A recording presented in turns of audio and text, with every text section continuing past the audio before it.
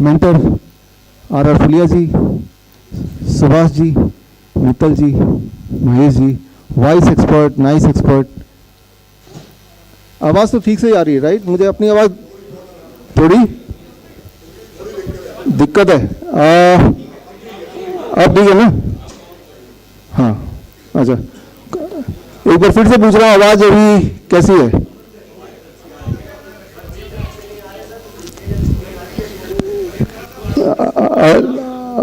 Volume थोड़ा बढ़ाना है क्या? ठीक है, क्या आप ये आवाज़ एक्सेप्टेबल है? ठीक है, इसको शुरू करते हैं, सीधे मुद्दे पे आते हैं। हमेशा जिंदगी में हर बार हम एक ऐसे मोड़ पे खड़े होते हैं जहां आज इस वक्त आप और मैं भी खड़े हैं, जहां दो रास्ते हैं, एक रास्ता इधर जाता है, ये देख रहे हैं आप, एक रास्ता इधर जाता है। दोनों एक ही हैं दिखने में, हाथ हैं, पैर हैं, नाक है, दिखने में दोनों एक जैसे हैं, बल्कि दोनों एक ही हैं, लेकिन दो रास्ते अलग अलग हैं। ये जो रास्ता है ये है शोभा सिंह का रास्ता, जिसमें ज़्यादातर लोग जाते हैं, और ये जो रास्ता है ये भगत सिंह वाला रास्ता है, जिसमें शायद थोड़े कम लोग जाते हैं। तो ये रास्ता चुनने के बाद शोभा सिंह या भगत सिंह, पहले तो भगत सिंह हम सब इंस्पायर्ड हैं, हम सब जानते हैं, शोभा सिंह हम नहीं जानते, तो इनका थोड़ा सा मैं परिचय दे दूं। वो इंसान जिसने कोर्ट में जाके शहीद भगत सिंह के खिलाफ गवाही दी थी, वो है शोभा सिंह। तो दोनों ने अपना अपना रोल अदा किया, और उसके बाद दोनों को उसका कुछ ना कुछ इनाम मिला। इनका नाम हो गया सर शोभा सिंह, और ये बन गए शहीद भगत सिंह। तो इसमें से कौन सा रास्ता ठीक है, कौन सा रास्ता ठीक नहीं है, ये मैं नहीं बोल रहा हूँ राइट। इसमें से हम दोनों में से कोई एक रास्ता चुनते, जाहिर सी बात है जो रास्ता हम चुनेंगे वो हमें ठीक लग रहा है तभी वो चुनेंगे। अब शोभा सिंह इसके अलावा कौन है? आपने खुशवंत सिंह का नाम सुना होगा, खुशवंत सिंह के पिताजी हैं शोभा सिंह, पिताजी थे शोभा सिंह, अब तो खुशवंत सिंह भी नहीं है राइट। तो इस रास्ते का फायदा कि उस वक्त और अभी भी दिल्ली के सबसे अमीर आदमियों में से एक बन गए राइट, शोभा सिंह। तो उसके बारे में और डिटेल की कोई खास ज़रूरत नहीं है। तो रास्ते तो दो होते हैं, और जो भी रास्ता हम चुनते हैं वो रास्ता हमें ठीक लगता है, वो रास्ता हम चुन लेते हैं, और वो रास्ता हमें आगे ले जाता है। उस रास्ते को चुनते वक्त हम लोगों को भी अफेक्ट कर रहे हैं। दैट इज़ नॉट जस्ट कि वो हमें अफेक्ट करेगा, वो हमारे आसपास के सारी चीज़ों को अफेक्ट करेगा। तो आज हम जहाँ खड़े हैं वहाँ भी, इस ऑडिटोरियम के बाहर जब जाएंगे आप, दो रास्ते यहाँ भी आज लेने वाले हैं। और इसको समझने के लिए, ये एक आज़ादी की लड़ाई तब थी, एक आज़ादी की लड़ाई अब है। लेकिन अगर आपको अब भी नहीं समझ आ रहा मैं किस चीज़ की बात कर रहा हूँ, तो आप यहाँ पे आपने देखा कुछ नंबर्स आ रहे हैं आपको। जब ये कार्यक्रम शुरू हुआ आज, मेरे ख्याल से 11:05 पे शुरू किया हमने, या 11:06 पे शुरू किया, तब से लेके अभी एग्जैक्ट टाइम है 11:31, तब से लेके अभी 369 बच्चे भूख से हमारे देश में मर गए, भूख से मर गए राइट। तो ये जो काउंटिंग आप देख रहे हैं, ये हर 5 सेकंड में एक और बच्चा खाने के अभाव से मरता जा रहा है, खाने के अभाव से। एवरी 5 सेकंड, कम से कम 5। आइए आपके हाथों से, यस, हमारे डॉक्टर राजेश शाह हैं सर, आप भी एक बार स्टेज पे आ जाएं।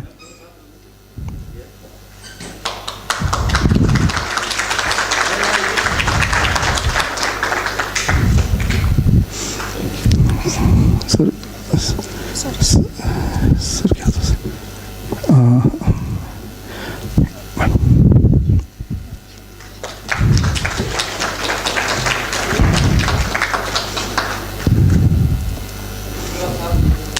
सर ये सर को देना आपको।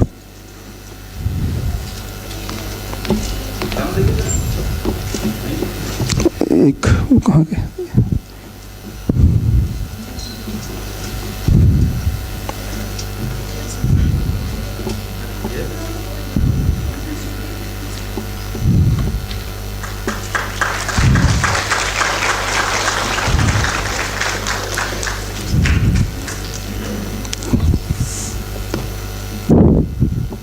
Thank you sir, thank you, thank you,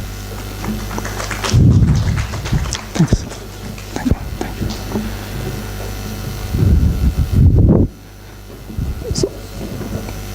Bharat में जितने भी बड़े अखबार हैं, टाइम्स ऑफ इंडिया हो या अमर उजाला या फिर दैनिक जागरण, नई दुनिया, उन सब के एस्टेब्लिशमेंट में कहीं ना कहीं देबू जी का हाथ रहा है। तो सर मेरा एक सवाल है, मेरा सवाल तो है ही, ये हमारे नाइस एक्सपर्ट्स हैं और इस वक्त हज़ारों लोग अभी लाइव देख रहे हैं, तो सवाल ये सिंपल सा है, ये सवाल का जवाब एट द एंड अगर आपको लगे तो आप ठीक लगे तो दीजिएगा कि इस पिछले एक साल में सर हर दिन हमारे देश में, अभी भी आज का दिन इंक्लूडिंग, 18 से 20,000 बच्चे भूख से मरते हैं, सिर्फ 18,000 to 20,000। ये ministry of women and child development का ही अपना ही आंकड़ा है, मेरा आंकड़ा नहीं है। भूख से मरते हैं इतने लोग, बाकी और भी बच्चे मरते हैं और कारण से, लेकिन भूख से तो इतने लोग मरते ही मरते हैं हर दिन इतने बच्चे एवरी डे। तो क्या ये इम्पॉर्टेंट नहीं है? अगर तो इम्पॉर्टेंट है तो जिस तरह से अखबार में, मेन स्ट्रीम अखबार में रोज़ आज इतने केसेस बढ़ गए, आज तो 2000 केसेस बढ़ गए, 200 केसेस जबलपुर में बढ़ गए, वो इतना हाईलाइट हो रहा है, तो उसमें इसका कहीं नाम आएगा क्या कभी? और अगर नहीं आ रहा है तो क्या हम कुछ कर सकते हैं क्या, या फिर ये इम्पोर्टेंट ही नहीं है? तो ये सारी चीज़ें हैं, इसमें आपको थोड़ा सा इनपुट देना, मुझे लगता है पूरे देश में अगर कोई भी एक इंसान ऐसा है जो इस मसले पे थोड़ा इनपुट दे सकता है कि जब एक अखबार डिसाइड करता है कि कौन सी चीज़ को हम हाईलाइट करें, राइट, कि देखो जी अब आज 100 केसेस और बढ़ गए और उसी चीज़ को दिन में 10 बार चलाना है, एट द सेम टाइम उसी दिन उसी वक्त करीब 20,000 बच्चे भूख से मर रहे हैं, राइट। क्यों ना एक ऐसा लॉकडाउन का सिस्टम हो कि पूरा ट्रैक किया जाए कि भाई जहाँ जहाँ बच्चे ज़्यादा मर रहे हैं वहाँ पर लॉकडाउन लगा दो, और तब तक वो वहाँ पर नहीं खुलेगा जब तक कि वहाँ के जो नागरिक हैं, जो समृद्ध हैं, जिनके पास पैसा है, वो बाकी बच्चों को खाना खिला के पेट ना भरा दे, राइट। तो फिर RT-PCR की टेस्ट की तरह एक और टेस्ट हो सकता है जिसमें एक टॉर्च होगा, टॉर्च होके वो जो जाएंगे डॉक्टर और उनके टॉर्च से उसका पेट देखेंगे, पेट अगर भरा लग रहा है तो ठीक है, यहाँ से लॉकडाउन खोल दो, राइट।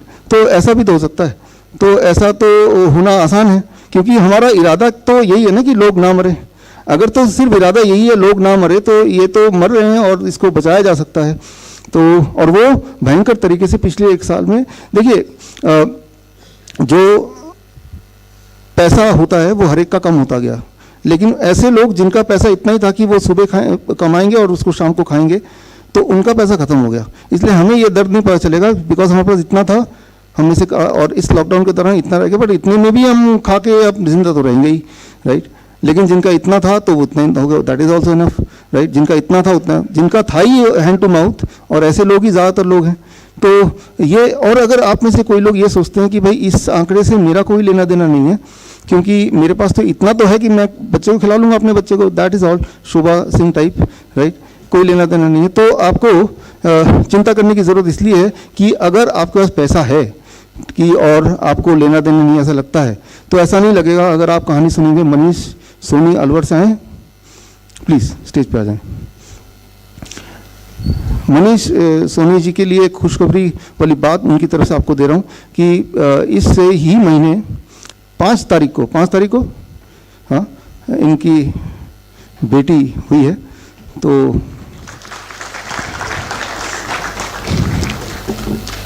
और आगे की बात मनीष जी आप 1 मिनट में वो माइक भी ले सकते हैं, उससे बोलिए जी। हेलो, 5 तारीख को मेरी बेटी की जन्म हुआ था, तो शाम को ऑपरेशन से डिलीवरी की थी डॉक्टर ने। तो उन्होंने कहा था कि भाई बच्ची जो है वो सांस ले नहीं पा रही है ढंग से, तो इसको मशीन में रखना पड़ेगा। तो ऐसा कह के वो मशीन में लेके गए, और उसके बाद 24 घंटे के लिए बोला कि मशीन में रखना पड़ेगा उसको। तो मुझे तो मालूम था कि इस तरीके से कि गलत है, वो ऑक्सीजन वगैरह दे रहे हैं। तो उसके बाद दिन में हमने ज़ोर ज़बरदस्ती करके उसको डिस्चार्ज करवा लिया, लेकिन फैमिली को फिर थोड़ा सा वहम हो गया कि भाई सांस ढंग से ले नहीं पा रही है। तो ऐसा करके फिर वो डॉक्टरों ने दिखाया, तो फिर वो वापस मशीन में लेके गए। तो ऐसे 2 दिन उन्होंने रखा, और उसके बाद वो बोले कि भाई इसको वेंटिलेटर पे रखना पड़ेगा, क्योंकि जो है वो क्रिटिकल हो गया प्रॉब्लम ज़्यादा। तो ऐसा कह के उन्होंने बोला सेठी हॉस्पिटल में, आप अलवर के बड़ा हॉस्पिटल है, वहाँ पे वेंटिलेटर की सुविधा है, तो वहाँ पे लेके जाइए। तो फिर तुरंत रात को इमरजेंसी बोल के वो वहाँ पे शिफ्ट करे, और सेठी हॉस्पिटल में उन्होंने पूरा लिखवा लिया हमसे कि भी वेंटिलेटर पे रखना पड़ेगा और हमारी कोई जिम्मेदारी नहीं है, आप अपने जिम्मेदारी पे बच्ची को यहाँ पे शिफ्ट कर रहे हैं, वो सारी चीज़ें कर रहे हैं। तो मुझे घबराहट होने लगी कि भी ये ऐसा कैसे कर रहे हैं, वेंटिलेटर का सर से सुना था हमने। तो मैंने वीरेंद्र भाई को मैसेज डाला कि कैसे भी करके ये मेरा मैसेज जो है डॉक्टर साहब बेसुरुख तक पहुँचा दीजिए, ताकि मैं इसको हैंडल कर पाऊँ कि कैसे करना है। तो शाम को अगले दिन 5 बजे सर का फ़ोन आया मेरे पास और उन्होंने कहा कि इमीडिएटली उसको डिस्चार्ज करवाइए। फिर हमने डॉक्टर को बोला कि हमें इस तरीके से डिस्चार्ज करना है, तो डॉक्टर बोले कि वेंटिलेटर पे बच्चा है, ऑक्सीजन लग रही है, आप कैसे लेके जाएंगे। तो भी सर ने सपोर्ट किया हमको और फिर हमने उसको वहाँ से डिस्चार्ज किया। और जैसा सर ने कहा कि भाई बेटी को दूध के साथ लगवा देना माँ के और टच में रखना ताकि कोई दिक्कत नहीं आएगी, और वैसा ही हमने किया। और अब बेटी बिल्कुल ठीक है, लेकिन डॉक्टरों ने ऐसा बोला कि निमोनिया है, पीलिया है और कैल्शियम की कमी है, मिर्गी के दौरे आ रहे हैं, वेंटिलेटर पे है। तो हम बहुत डर गए थे कि कैसे होगा, लेकिन सर ने सपोर्ट किया और हमने वहाँ से बेटी को डिस्चार्ज करवाया और अब बेटी बिल्कुल ठीक है, कोई दिक्कत नहीं है उसको। और इस तरीके से वो डॉक्टरों ने पूरा हमें डराया, अगर सर साथ ना देते तो पता ही नहीं क्या वो बेटी के साथ वो करते। तो इस तरीके से हॉस्पिटल में मतलब बहुत ही गलत तरीके से लूट वगैरह चल रही है, इसकी मशीनों में रखते हैं बेवजह, कोई मतलब नहीं था। पहले ही खुद ही सही बेटी को मतलब सही बच्चे को क्रिटिकल केस पे लेके जाते हैं और फिर ज़बरदस्ती वो पैसा वगैरह लूटते हैं और ऐसा करते हैं। तो सर को मैं थैंक्स भी कहना चाहता हूँ कि उन्होंने बेटी को बचाया। इसके लिए थोड़ा सर गिफ्ट भी मैं लेके आया। Thank you. अच्छा, ये गिफ्ट लाए हैं, धन्यवाद। थैंक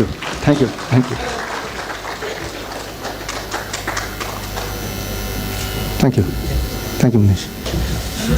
तो यहाँ पे ये तो थे मनीष, और हमारे यहाँ पे हमारे मित्र हैं वीरेंद्र। एक बार आप खड़े हो जाओ जहाँ भी हो आप, अगर हो तो यहाँ पे। वीरेंद्र शायद बाहर का अभी काम संभाल रहे हैं यहीं पे। अच्छा, पीछे वहाँ पे हैं वीरेंद्र, जो कि हरिद्वार से अभी आए हैं स्पेशली इस प्रोग्राम के लिए। तो उन्होंने मुझे मैसेज भेजा, वो मैसेज मैंने देखा और मैं तो शॉक था। आइडिया था कि ऐसा होता है, लेकिन अपने ही कोई लोग नाइस एक्सपर्ट हैं, वाइस एक्सपर्ट हैं। मनीष सोनी हमारे साथ कोविड के पेशेंट ठीक कर रहे हैं पिछले कई महीनों से। तो अभी अपने सारी कहानी सुनी।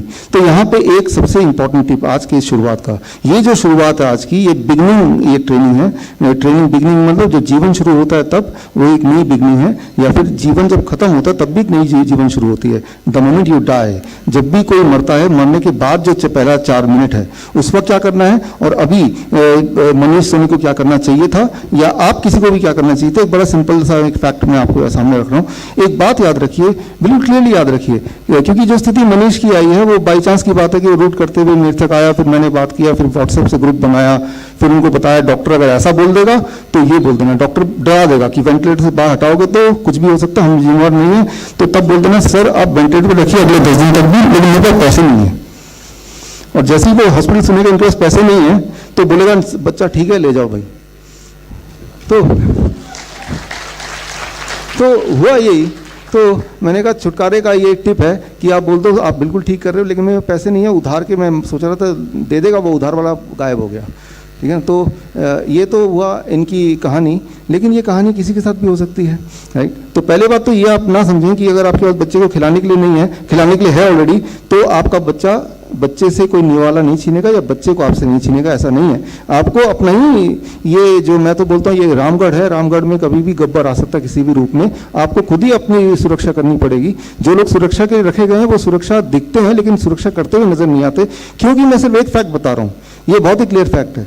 जब भी कोई बच्चा पैदा होता है, याद रखिए, जब भी कोई बच्चा पैदा होता है तो उसकी मेडिसिन, उसका अमृत, उसका खाना वो साथ में लेके आता है, वो है माँ का दूध, राइट। तो अगर कोई भी डॉक्टर किसी वजह से बच्चे को माँ से अलग करता है तो that is a crime, right. जैसे इस केस में हुआ, अगर बच्चा ठीक नहीं है, ठीक होगा या नहीं होगा, दो ही चीज़ हो सकते हैं। अगर ठीक नहीं, कमज़ोर नहीं, फिर तो और ज़रूरी है पैदा होते ही बच्चे को इमीडिएटली मेडिसिन की ज़रूरत है, और दैट मेडिसिन इज़ माँ का दूध, इमीडिएटली ज़रूरत है, राइट। और अगर बच्चा पैदा कर पा रही माँ तो वो दूध भी पैदा कर पाएगी ही पाएगी। ऐसा कोई साइंस नहीं कि बच्चा तो पैदा हो गया अब दूध नहीं बन रहा, तो दैट इज़ नॉट वो तभी हो सकता है जब वो हार्मोनल पिल्स बच्चे के पैदा होते हुए उससे पहले माँ को दिया जाए। अगर वो सब नहीं दिया जाएगा तो जितनी दूध बच्चे को चाहिए उतना दूध माँ को बनेगा। तो that is one important thing. और सांस लेने की दिक्कत है, ऐसे हो सकता है कई बार, राइट। ऐसे में दुनिया का सबसे बेस्ट वेंटिलेटर उतने छोटे बच्चे के लिए है माँ की गोद, राइट। माँ को चिपका के ही रखना है, और बस यही दो फॉर्मूले हैं, और थोड़ा बहुत धूप और हवा, ये तीन ही फॉर्मूले हैं। इसके अलावा अगर कोई भी डॉक्टर आपको बोलता है कि ऑक्सीजन पे लगाना है, देखिए ऑक्सीजन हमारे बॉडी को नहीं ज़रूरत है, हमारे बॉडी को ज़रूरत है एयर की। एयर, इसके बारे में आगे मैं बताऊंगा, एविडेंस भी दिखाऊंगा आपको। Body needs air, body don't need oxygen, right. आपने देखा होगा कोई भी क्रिटिकल पेशेंट या so called critical patient hospital पहुंचता है, सबसे पहले क्या करते हैं, मुंह में ऑक्सीजन लगा देते हैं। भाई आप एक बात समझो कि हमारा जो बॉडी बनी है वो ऑक्सीजन के लिए नहीं बनी है, दैट इज फॉर एयर। हवा गया ना, ऑक्सीजन थोड़ा गया, उसमें oxygen is small part of it, 20-21% है, बाकी और एलिमेंट्स हैं, वो भी जरूरत है तभी बॉडी के अंदर गया, राइट। आपका जो स्कूटर है वो पेट्रोल से चलता है, लेकिन अगर मैं बोलूँ इसमें जेट फ्यूल डाल दो, जेट फ्यूल जो हवाई जहाज वाला वो बहुत ज़्यादा महंगा है, तो क्या वो पेट्रोल ज़्यादा अच्छा चलेगा? वो नहीं चलेगा, क्योंकि आपका जो स्कूटर है it is design for petrol. तो पेट्रोल के अलावा कोई भी फ्यूल, चाहे वो कितना महंगा कितना प्योर क्यों ना हो, वो नहीं चलने वाला, राइट। सो सिमिलरली अगर कोई आपको किसी भी कंडीशन में, फॉर एनी कंडीशन, अगर वो ऑक्सीजन मास्क लगाता है तो एविडेंस बेस्ड दो तरह की चीजें हैं कि ज्यादातर लोग क्या कर रहे हैं, ज्यादातर हॉस्पिटल क्या कर रहे हैं, प्रचलन में क्या है, ये दूसरा सबूत क्या कहता है। अब आप किस चीज को मानेंगे, प्रचलन में क्या है वो मानेंगे या सबूत क्या कहता है, अभी तक का एविडेंस क्या मानेंगे? तो मैं अभी सबूत की बात कर रहा हूँ, प्रचलन में क्या चल रहा है वो तो आप देख ही रहे हैं।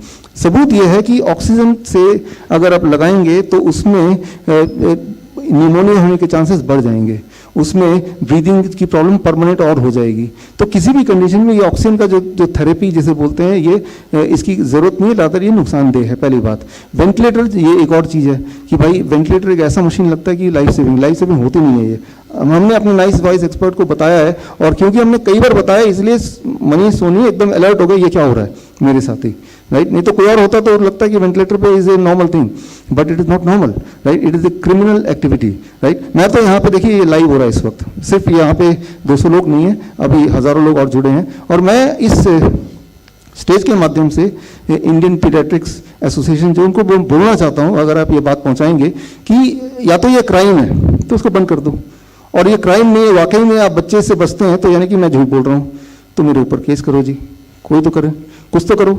अगर आप साइलेंट हैं, कोई जवाब नहीं दे रहे हैं, इसका मतलब आपको पता है कि ये गलत बात है, राइट।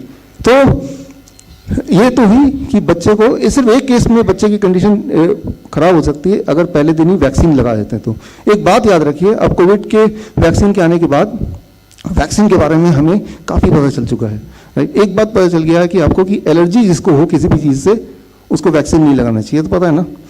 लेकिन दुनिया में ऐसा कोई पैदा नहीं हुआ है जिसको किसी न किसी चीज़ से एलर्जी ना हो। ये हो सकता है कि हमें पता ना हो, राइट। तो आज से 20 साल पहले मैं नॉनवेज भी खाता था, तो मैं प्रॉन जब भी मैंने खाया तो एकदम से पूरा सूज जाता था, राइट।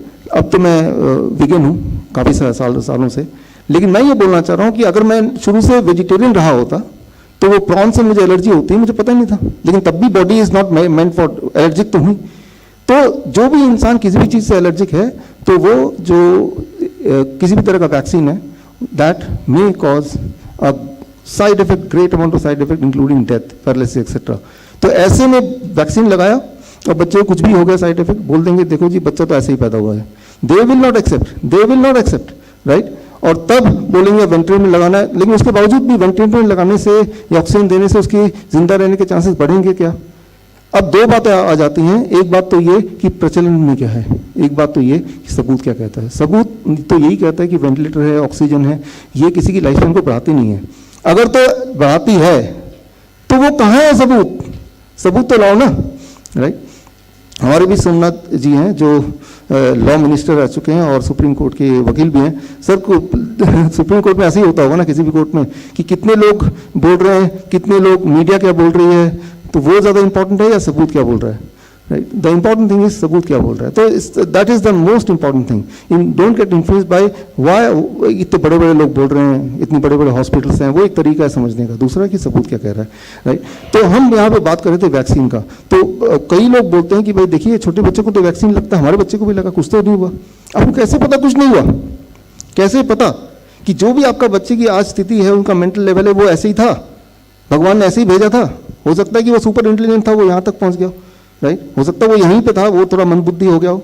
राइट. जो भी आपके पास है वो ऐसा ना कि मान लो अमेजन से आपके पास एक पैकेज आता है या आपने ऑर्डर कराया खाना, राइट, जोमेटो या कोई tomato what ever it is, और बीच में मैं आ जाता हूँ, थोड़ा सा खा के फिर देता हूँ, तो आपको जो मिला लगता है यही फाइनल प्रोडक्ट है.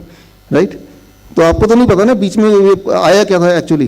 तो मैं आपको बताता हूँ, सिर्फ एक एग्जांपल दूंगा कि पोलियो वैक्सीन जिसे इतना ज़्यादा प्रमोट किया जा रहा है, आप सबने अपने बच्चों को लगाया होगा, तो उससे हर साल 50,000 नए बच्चे जो कि हेल्दी थे, लगाने के बाद दे गॉट पैरालाइज्ड.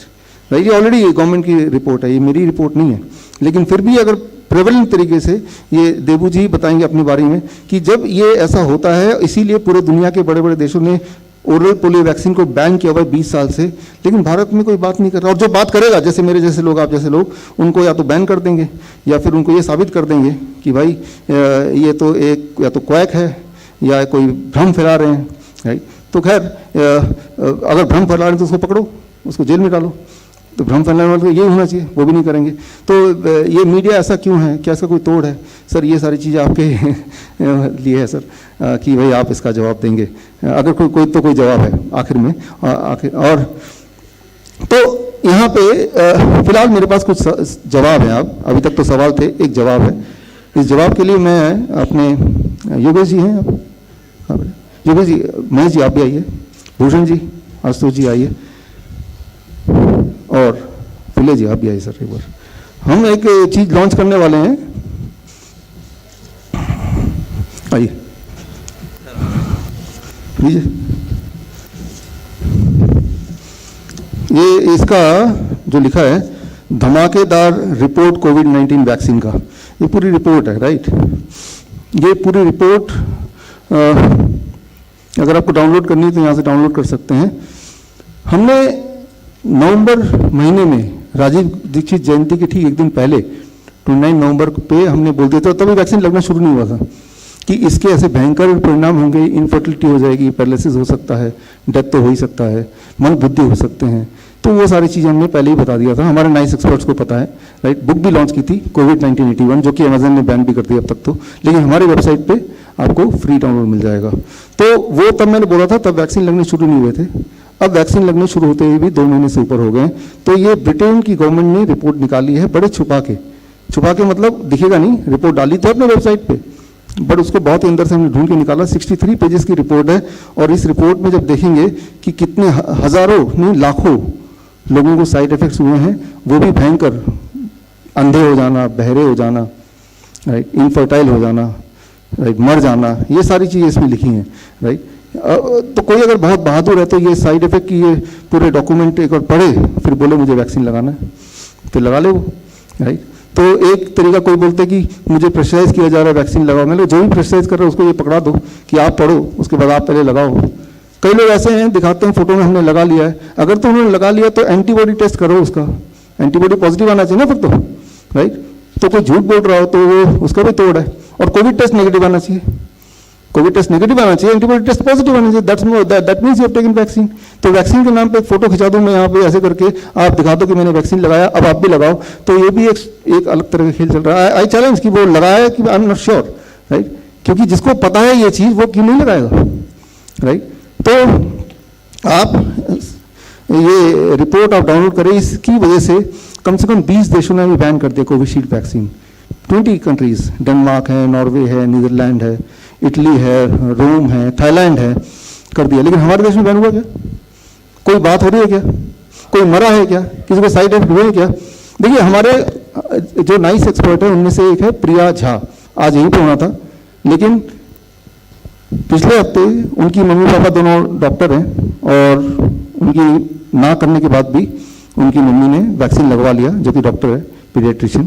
3 दिन के बाद ब्रेन में क्लॉट आ गया और वो मेमोरी फेल हो गया उनका, 3 दिन के बाद. राइट. तो लेकिन अगर ऐसा कुछ हो जाए, क्लॉट आ जाए जिसकी वजह से इतने देशों ने बैन कर दिया, तो क्या करना है? आज की ट्रेनिंग इसी पे है, राइट। क्लॉट किसी भी वजह से आ सकता है, लेकिन वैक्सीन की वजह से आ रहा है, इसीलिए इतने 20 देशों ने बैन किया है। यही सारी चीज़ यहाँ पढ़ेंगे। Thank you sir, thank you, thank you. किसी और को भी ये रिपोर्ट देखना हो तो ये यहाँ रखा है, अदरवाइज आप इसको डाउनलोड कर सकते हैं। तो जो मीडिया है, चाहे वो सोशल मीडिया हो, यूट्यूब, फेसबुक, या फिर वो प्रिंट मीडिया, इलेक्ट्रॉनिक मीडिया हो, राइट, ये चीज़ें नहीं बताएगा, कोई कोने में लिख देगा। क्या ये इंपॉर्टेंट नहीं है? सिर्फ ये इंपॉर्टेंट है आज इतने केस बढ़ गए। तो ये सारी चीज़ें हैं, तो इससे साफ दिखाई देता है कि इरादा कुछ और है, कुछ अलग है। लेकिन हमारा इरादा बड़ा साफ है कि हमें क्या करना है, how to protect our self. आज की तारीख में, आज के आगे भी कैसे अपने आप को हमें प्रोटेक्ट करना है, that is the most important गोल। अभी मैं बात कर रहा था क्लॉटिंग की। क्लॉटिंग मतलब कि क्लॉटिंग का मतलब हिंदी में क्या बोलेंगे इसको? थक्का, है ना? हाँ।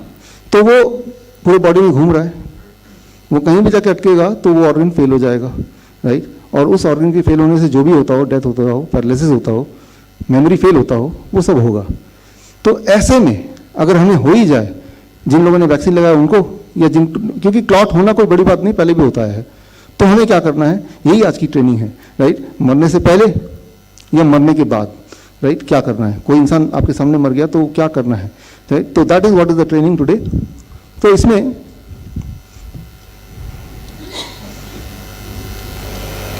तो सबसे पहले ना जो मिथ है उसको हम देखते हैं कि what are the myths. Myth क्या है वो देखने के लिए, एक तो ये बॉलीवुड ने हमारे दिमाग में कुछ ऐसी चीज़ें भर दी कि हमें सही और गलत का पहचान। तो बॉलीवुड में आप जो देखते हैं कि हार्ट अटैक हो गया, एक सीन देखिए, फिर मैं आपको बताता हूँ कि करना क्या होगा, राइट। यानी कि अगर मैं तो अपनी तैयारी कर रहा हूँ कि अगर कभी मैं मर जाऊँ तो आपको क्या करना है उस वक्त, अगर आप पास में हो। सिमिलरली अगर आप मर जाए तो मैं क्या करूँगा अगर मैं पास में हूँ? पहले ही बता के चल रहा हूँ, ये होना चाहिए, ये मैं करने वाला हूँ, या आप भी ऐसे कर दीजिए। Mutual cooperation, right. तो पहले इस वीडियो को देखिए। ऑडियो ऑडियो ऑडियो दो यार।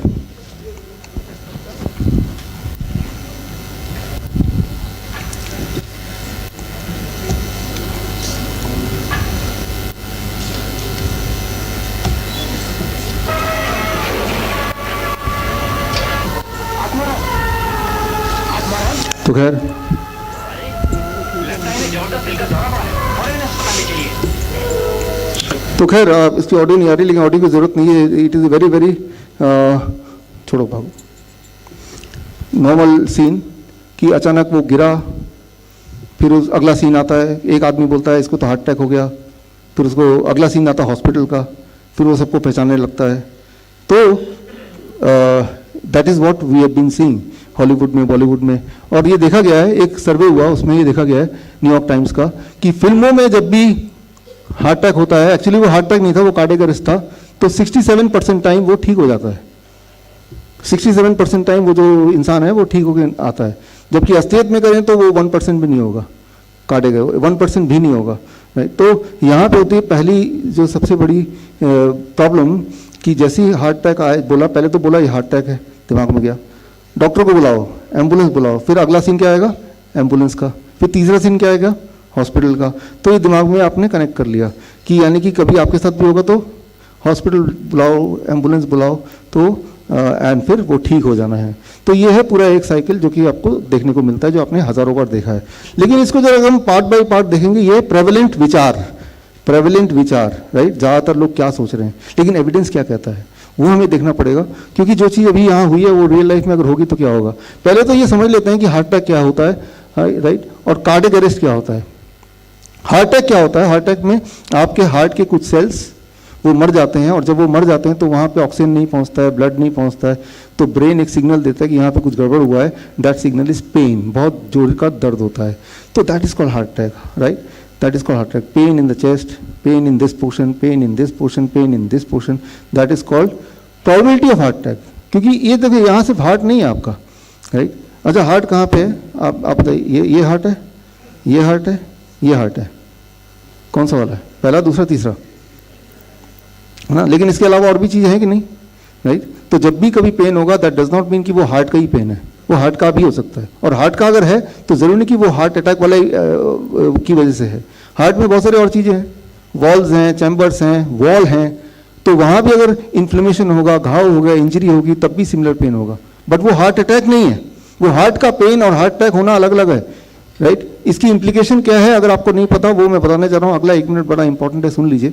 वो ये कि जब भी यहाँ से पेन आएगा, और वो सारे पेन बिल्कुल एक जैसा है, दुनिया में कोई नहीं डिफ्रेंशिएट कर सकता कि ये हार्ट अटैक वाला पेन था या ये चेस्ट वाला पेन था। यहाँ पे लंग्स भी तो है, राइट, उसका पेन हो सकता है। ये जो स्टमक है, स्टमक से जब एसिड उड़ता है ऊपर, तो भी आप पेन बिल्कुल एग्जैक्टली वैसा हो सकता है, कोई डिफ्रेंशिएशन नहीं है, एकदम सेम है। तो इतनी सारी चीज़ों में जो हार्ट अटैक होगा, उनमें से उन हज़ारों चीज़ों में से एक चीज़ हार्ट अटैक भी है, राइट। लेकिन आपने देखा कि जैसे वो गिरा, एक आवाज़ बोलेगा हार्ट अटैक हो गया, वो मतलब उसने डायग्नोस ही कर दिया उसको, राइट। और अगला सीन कि वो ठीक भी हो गया 67% टाइम, राइट। जबकि हज़ारों तरह से सेम हार्ट अटैक वाला पेन, सिमिलर पेन होगा, उसमें से एक कोई हार्ट अटैक वाला पेन होगा। अगर वो उनमें से एक कौन सा है, क्या वो डायग्नोस कर सकते हैं? तो ये यहाँ पे बड़ा इंपॉर्टेंट है, इसको समझना। देखिए ये पेन है, ये इस तरह के जहाँ जहाँ लाल निशान है ना, इनमें से कहीं ना कहीं पेन होगा। These are the places where there can be a pain, right. उस पेन का मतलब है कि हार्ट अटैक भी हो सकता है, लेकिन यही वाला पेन का मतलब है कि बॉडी के और पेन में से वो और भी कारण हो सकते हैं। चेस्ट की वजह से है, हार्ट की वजह से है, हार्ट में इतने सारे वॉल्स हैं उसकी वजह से है, एसिडिटी की वजह से, सेम बिल्कुल। लेकिन आप को मैसेज ये है कि not every pain is in the chest is heart attack, तो ये तो पहली मैसेज। लेकिन आप क्या करेंगे उसी वक्त? पैनिक होके वही करेंगे जो हॉस्पिटल में, वो मूवी में देखा आपने, सीधा हॉस्पिटल ले जाओ। और हॉस्पिटल ले जाते हैं तब क्या होता है, वो जो एम्बुलेंस जाता है उसका सायरन बजता है, राइट। तो लगता है कि चलो आप सेफ हैंड में है। उनको क्या पता सायरन बजता है, मुर्गा आ गया, तैयार हो जाओ, राइट। देखिए मैं ऐसा क्यों बोल रहा हूँ, राइट, क्योंकि मैं आपको आगे मैं सबूत देने वाला हूँ, राइट। सबूत क्या कहते हैं? सबूत को समझने के लिए आप सिर्फ इतना समझिए कि अगर 20,000 लोगों को चेस्ट पेन होता है, 20,000 लोगों को चेस्ट पेन होता है, उनमें से एक्चुअल हार्ट अटैक है 300 लोगों को, उनमें से एक्चुअल लोग जो मर जाने वाले हैं उस चेस्ट पेन की वजह से वो 30 लोग, यानी कि टोटल 0.1%, 15%, यानी that is the death rate. अगर चेस्ट पेन है तो हार्ट अटैक है, जरूरी नहीं है। और अगर हार्ट अटैक है भी तो आप मर जाएंगे, वो भी जरूरी नहीं है, राइट। अच्छा, इसकी प्रोबेबिलिटी कितनी है? अगर वो चेस्ट पेन है और वो हार्ट अटैक है, उससे मर जाने की 0.15%, 0.15%। मतलब 1,000 लोगों को अगर हो जाएगा चेस्ट पेन, उनमें से शायद कोई 1 या 2 लोग मरेंगे। एंड 1 या 2 लोग 1000 में से मरना, ये मेडिकल साइंस में बहुत ही कम मोर्टलिटी माना जाता है, बहुत ही कम, मिनिमम माना जाता है। फ्लू जो होता है, सीजनल फ्लू, हर साल जो होता है, सर्दी जुकाम, उसमें भी 0.1% ही मोर्टलिटी रेट होता है। इन्फ्लुएंजा का मोर्टलिटी रेट जो है, या कोविड का mortality rate, Covid and influenza are same, तो 0.1% mortality rate is a very small mortality, not a very big thing, right. तो क्या चेस्ट पेन की वजह से हमें पैनिक करना चाहिए, राइट। अच्छा ये बताइए, डायरिया का कितना मोर्टलिटी रेट है भारत में? डायरिया का मोर्टलिटी रेट है 15%, राइट, ये मिनिस्ट्री का है, राइट। लेकिन जितनी बार आपको डायरिया होता है कि आप डर जाते हैं, पैनिक करते हैं, बाप रे बाप डायरिया हो गया, मरने वालों, सीधा हॉस्पिटल ले जाओ, होता है क्या? नहीं होता, क्योंकि बॉलीवुड में नहीं दिखाया ऐसा कोई सीन, राइट। अगर बॉलीवुड में दिखाने लगे बार बार आपको कि डायरिया हो गया, ले जाओ हॉस्पिटल में, मर जाएगा, और रास्ते में और फिर फाइनली वो बच जाता है, टॉयलेट से निकलता है, मैं ठीक हूँ, हॉस्पिटल के, राइट। तो क्योंकि उसने फीड नहीं किया, डायरिया को मार्केट नहीं किया। अच्छा, डायरिया को क्यों मार्केट किया, हार्ट को क्यों मार्केट किया? क्योंकि हार्ट अटैक के आसपास बहुत सारी चीज़ें, बहुत सारे औजार है टू सेल। डायरिया में आपको बेचेंगे क्या, राइट? कोई गोली बेच देंगे, कितना पैसा कमा लेंगे? जबकि हार्ट अटैक में there is lot of products which can be sold at many lakh, और आप उस चक्कर में आप एक अच्छा खासा एक कस्टमर बन सकते हैं जीवन भर के लिए, राइट। तो जो मार्केटिंग किया गया, दैट इज मतलब जो ग्लैमराइज किया गया, वो हार्ट अटैक को ग्लैमराइज किया गया, डायरिया को नहीं किया। डायरिया का भी कोई बाईपास सर्जरी होता, राइट, या एंजियोप्लास्टी होता, तो डायरिया को भी राइट। यहाँ पे ये समझना जरूरी है, क्योंकि जो चीज़ें हैं हमारे साथ हो सकती हैं, लेकिन तब आप कुदरत के हाथों पे नहीं है। हमारी जो जान है, आपकी जो जान है, ये बड़ी कीमती है, राइट। ये किसी के बिजनेस की वजह से, किसी की अपने प्रॉफिट की वजह से वो हम उनके हाथ में नहीं दे सकते, राइट। अगर अगली बार कुछ भी आपको होता है, आप बोले डॉक्टर के पास चलते हैं, अब उनकी जो भी मर्जी, तो ये आपकी फेलियर है, राइट। ये आपकी रिस्पॉन्सिबिलिटी है, अपने लिए भी, अपने परिवार वालों के लिए भी, राइट। आप ये नहीं सोच सकते कि ये प्रोफेशन का माहिर है, इसको करने दो, जैसा कि हम सोचते हैं। वो अब नहीं सोच सकते, पहले सोचते होंगे, लेकिन अब नहीं सोच सकते, यू कैन नॉट। और करेंगे तो वो एक नुकसान होगा, राइट। तो यहाँ पे आते हैं, मान लो ज़्यादातर लोग, फिर वही 2 रास्ते हैं आपके पास, राइट। कि मान लो मैं बताता हूँ कि सामने आपके एक आदमी है, आपका ही परिवार को कोई एकदम चेस्ट पेन हो गया बहुत ज़्यादा, वो एकदम गिर गया, राइट, और बड़ी जोर से चिल्ला रहा है, तो what is the next thing you are going to do? आप क्या करेंगे? आज भी क्या करते हैं, आज तक आप यही करते हैं कि भाई हॉस्पिटल लाओ, डॉक्टर को बुलाओ, एम्बुलेंस ले जाओ, दैट इज़ व्हाट, राइट। तो ये तो एक रास्ता है, राइट, शोभा सिंह वाला रास्ता, कि ज़्यादातर लोग क्या कर रहे हैं, जितने भी पड़ोसी इकट्ठा हो जाएंगे सब बोलेंगे हॉस्पिटल, एम्बुलेंस, सब बोलेंगे, तो जो ज़्यादातर लोग बोल रहे हैं उसी को मानी जाएगी, जो रास्ते पे कोई नहीं चल रहा, कम चल रहा है। तो हमारे चुनाव का जो तरीका है वो है कि ज़्यादातर लोग, राइट, तो ज़्यादातर लोग ले उसको जो प्रचलन है, राइट। तो अब हॉस्पिटल पर पहुंच गया, थोड़ा सा इधर लगा दो, इधर लगा दो, इधर लगा दो, साइड में, हाँ, वेरी गुड। तो अब वो हॉस्पिटल पहुंच गया। अब हॉस्पिटल जब पहुंच जाएंगे आप, वो आदमी जिसको चेस्ट पेन था, चमक आ रही है, अब मैं यहाँ पे दिखा दूंगा, स्क्रीन पे भी आएगा, ठीक है ना, ये जैसे एक रेफरेंस के लिए। तो हॉस्पिटल जब वो पहुंच जाएगा तो उसके साथ जो होने वाला है वो यही होने वाला है। सबसे पहले तो उसके मुंह में ऑक्सीजन ठूस दिया जाएगा, राइट। एक इंपॉर्टेंट बात आप गौर से देखिए, इस चीज़ को आप फॉलो कीजिए जीवन भर, याद रखिए, जब ऑक्सीजन लगाते हैं किसी भी पेशेंट को, स्पेशली चेस्ट पेन वाले पेशेंट को या हार्ट अटैक वाले पेशेंट को या प्रोबेबल हार्ट अटैक वाले पेशेंट को, प्रोबेबल इसलिए क्योंकि हो भी सकता नहीं भी हो सकता है, राइट, मान लेते हैं हो ही गया है, अगर ऑक्सीजन लगाया तो उसके मरने के चांसेस 3 गुना और बढ़ जाता है, 3 टाइम्स, राइट। तो जिसने शोभा सिंह वाला रास्ता पकड़ा, यानी कि मोस्ट प्रचलन रास्ता पकड़ा, सबसे पहले तो ऑक्सीजन थेरेपी देगा, आपको लगेगा चलो मुंह में ऑक्सीजन पड़ गया, अब तो कुछ तो ठीक है, right, that is the first impression. But उसके आप मरने के चांसेस को 3 टाइम बढ़ा रहे हैं in comparison to the one जो हॉस्पिटल पहुंच नहीं पाया, जैसे लॉकडाउन में हो रहा था ना, हॉस्पिटल ही बंद है, एम्बुलेंस ही नहीं है, वो पहुंच ही नहीं पाया, तो हुआ क्या, वहां पे वही मृत्यु दर भी कम हो गई। पूरे दुनिया में देखा गया कि जब whenever there is a strike by the doctors, the mortality rate drops, दुनिया भर में देखा, इस पर मैंने एक किताब भी लिखी है। तो फर्स्ट थिंग। अब सेकंड, अगला स्टेप क्या होगा कि डायग्नोस किया जाए, कि है क्या, ये होगा ना तभी कुछ करेंगे। डायग्नोसिस में सबसे पहले ईसीजी लगा देंगे, कुछ तारे मारे। आपको लगता है ईसीजी जो डायग्नोस कर रहा है ये बड़ा करेक्ट है। ईसीजी का डायग्नोस करना एक कॉइन के डायग्नोस करने से थोड़ा सा ही अच्छा है। एक आप मुझसे पूछिए ये हार्ट अटैक हुआ कि नहीं हुआ, मैं बोला कॉइन देना भाई, हाँ हार्ट अटैक है, तो 50% time I will be right, 50% time I will be wrong. But if you do ECG, right, even then 25% time you can be wrong, right, 25% time आप तब भी रॉन्ग होंगे, 70% टाइम अगर राइट हो सकते हैं कि हाँ ये कोई हार्ट के सेल के मरने की वजह से, कोई ब्लॉकेज की वजह से। और अगर ब्लॉकेज की वजह से भी है तब भी आगे का आंकड़ा देखिए कि 3% लोग ऐसे हैं जिनके ब्लॉकेज नहीं है तब भी मर जाते हैं वो। तो blockage may not be the responsible thing always, और उसके कंपैरिजन में जिनको ब्लॉकेज होता है वो 5% लोग मर जाते हैं, इसका मतलब 95% लोग नहीं भी मरते हैं, राइट।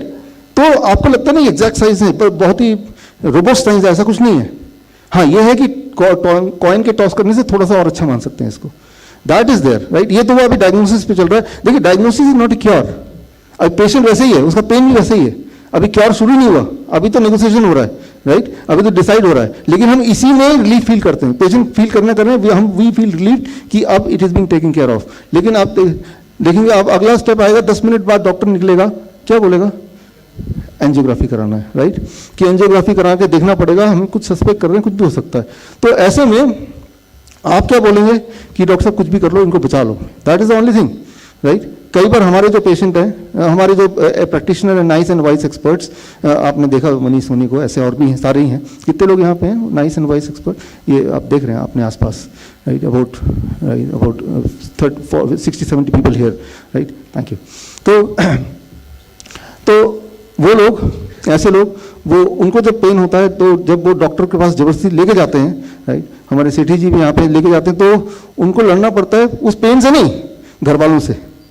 घर वाले बोलते डॉक्टर साहब इनके पैर और हाथ पकड़ के इनको बांध दीजिए, एंजियोग्राफी करा के रहेंगे, राइट। अब देखिए एंजियोग्राफी का जो एंजियोग्राफी का जो ट्रुथ है, एविडेंस है, वो ये कहता है डेथ रेट इज 0.75%, मतलब हर 100-150 में से एक आदमी मरेगा एंजियोग्राफी में। अभी टेस्टिंग चल रही है भाई, जबकि वो चेस्ट पेन का कितना वो था, चेस्ट पेन में डेथ रेट क्या था, हाँ, और इसमें डेथ रेट क्या है 75, राइट। तो अभी तो इलाज शुरू नहीं हुआ, राइट, और एंजियोग्राफी करते वक्त जो हार्ट अटैक आने के चांसेस है वो 1.3% एडिशनल है, स्ट्रोक आने के चांसेस भी हैं, बहुत सारे और जो साइड इफेक्ट हैं वो भी है। अभी इलाज स्टार्ट नहीं हुआ। अब इलाज स्टार्ट होगा कि भाई अगला स्टेप आएगा मोस्ट प्रोबेबली कि एंजियोप्लास्टी करना पड़ेगा, आता ही है अब, या फिर बाईपास सर्जरी करना पड़ेगा। ये जो एंजियोप्लास्टी है, बाईपास सर्जरी है, इसके एविडेंसेस आपको बुक मिल जाएगा, नहीं मिला तो आज की जो बुक है उसमें सारे एविडेंसेस डले हुए हैं और उसमें पूरी तरह से एविडेंस के साथ दिया हुआ है कि एंजियोप्लास्टी करने के 1 साल के अंदर 6% लोग मर जाते हैं, 1 साल इमीडिएट 6% मरते हैं, 1 साल के अंदर 10%, 2 साल में 11% और 3 साल के बाद अगर मिलेंगे तो 13% लोगों से मिल नहीं पाएंगे बिकॉज वो तो ऊपर चले गए, राइट। लेकिन वो जो चेस्ट पेन से डेथ रेट क्या है, दैट इज 0.15, राइट। तो यहाँ पे ये है शोभा सिंह की कहानी।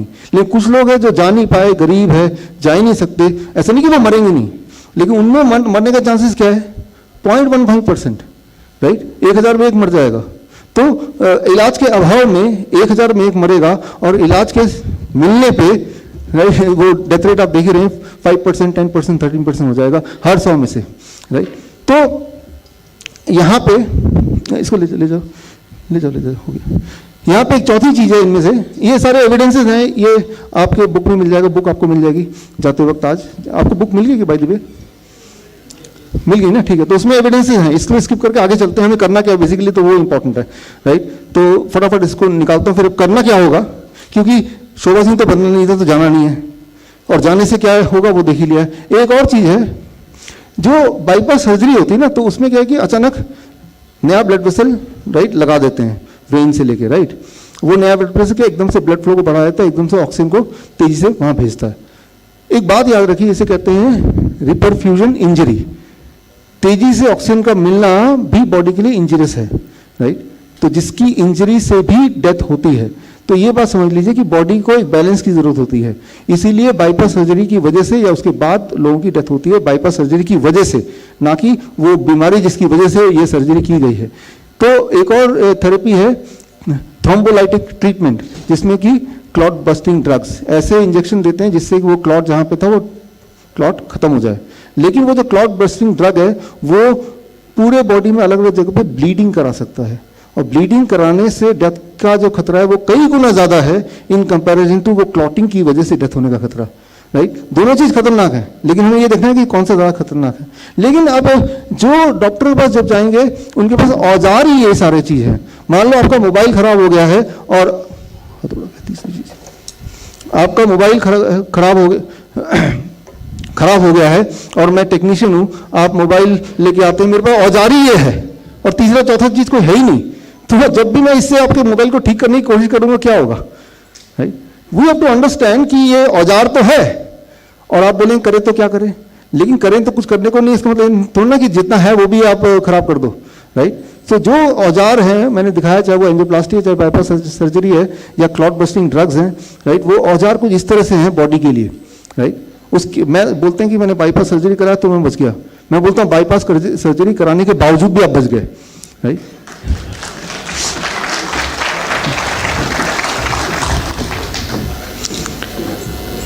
सो यहाँ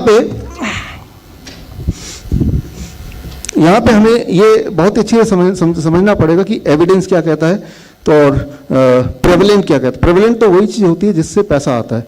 जब उससे पैसा आता है बाईपास सर्जरी वगैरह से, तो क्या करते हैं, वही पैसे को यूज़ करते हैं बॉलीवुड में शॉट खरीदने के लिए, या उसी पैसे को यूज़ करते हैं बड़े बड़े अखबार में एडवर्टीजमेंट देने के लिए। तो और वही चीज़ आप तक पहुंचती है, और अब उसी चीज़ को देख के अपने आप को अडॉप्ट करने लगते हैं। लेकिन आप कभी भी ये नहीं देखते कि ये एविडेंस क्या कह रहा था, राइट। एविडेंस आपके सामने है, राइट, और ये सारे एविडेंस हैं। तो ये देखा गया है, इस एविडेंस को ख़त्म करके अब आते हैं करना क्या है। ऐसे अगर अगली बार हो जाता तो what you have to do, उस पर सीधे आते हैं कि ये देखा गया है कि हर साल 25,000 जो कार्डियोलॉजिस्ट हैं उन सबकी मीटिंग होती है कैलिफोर्निया में।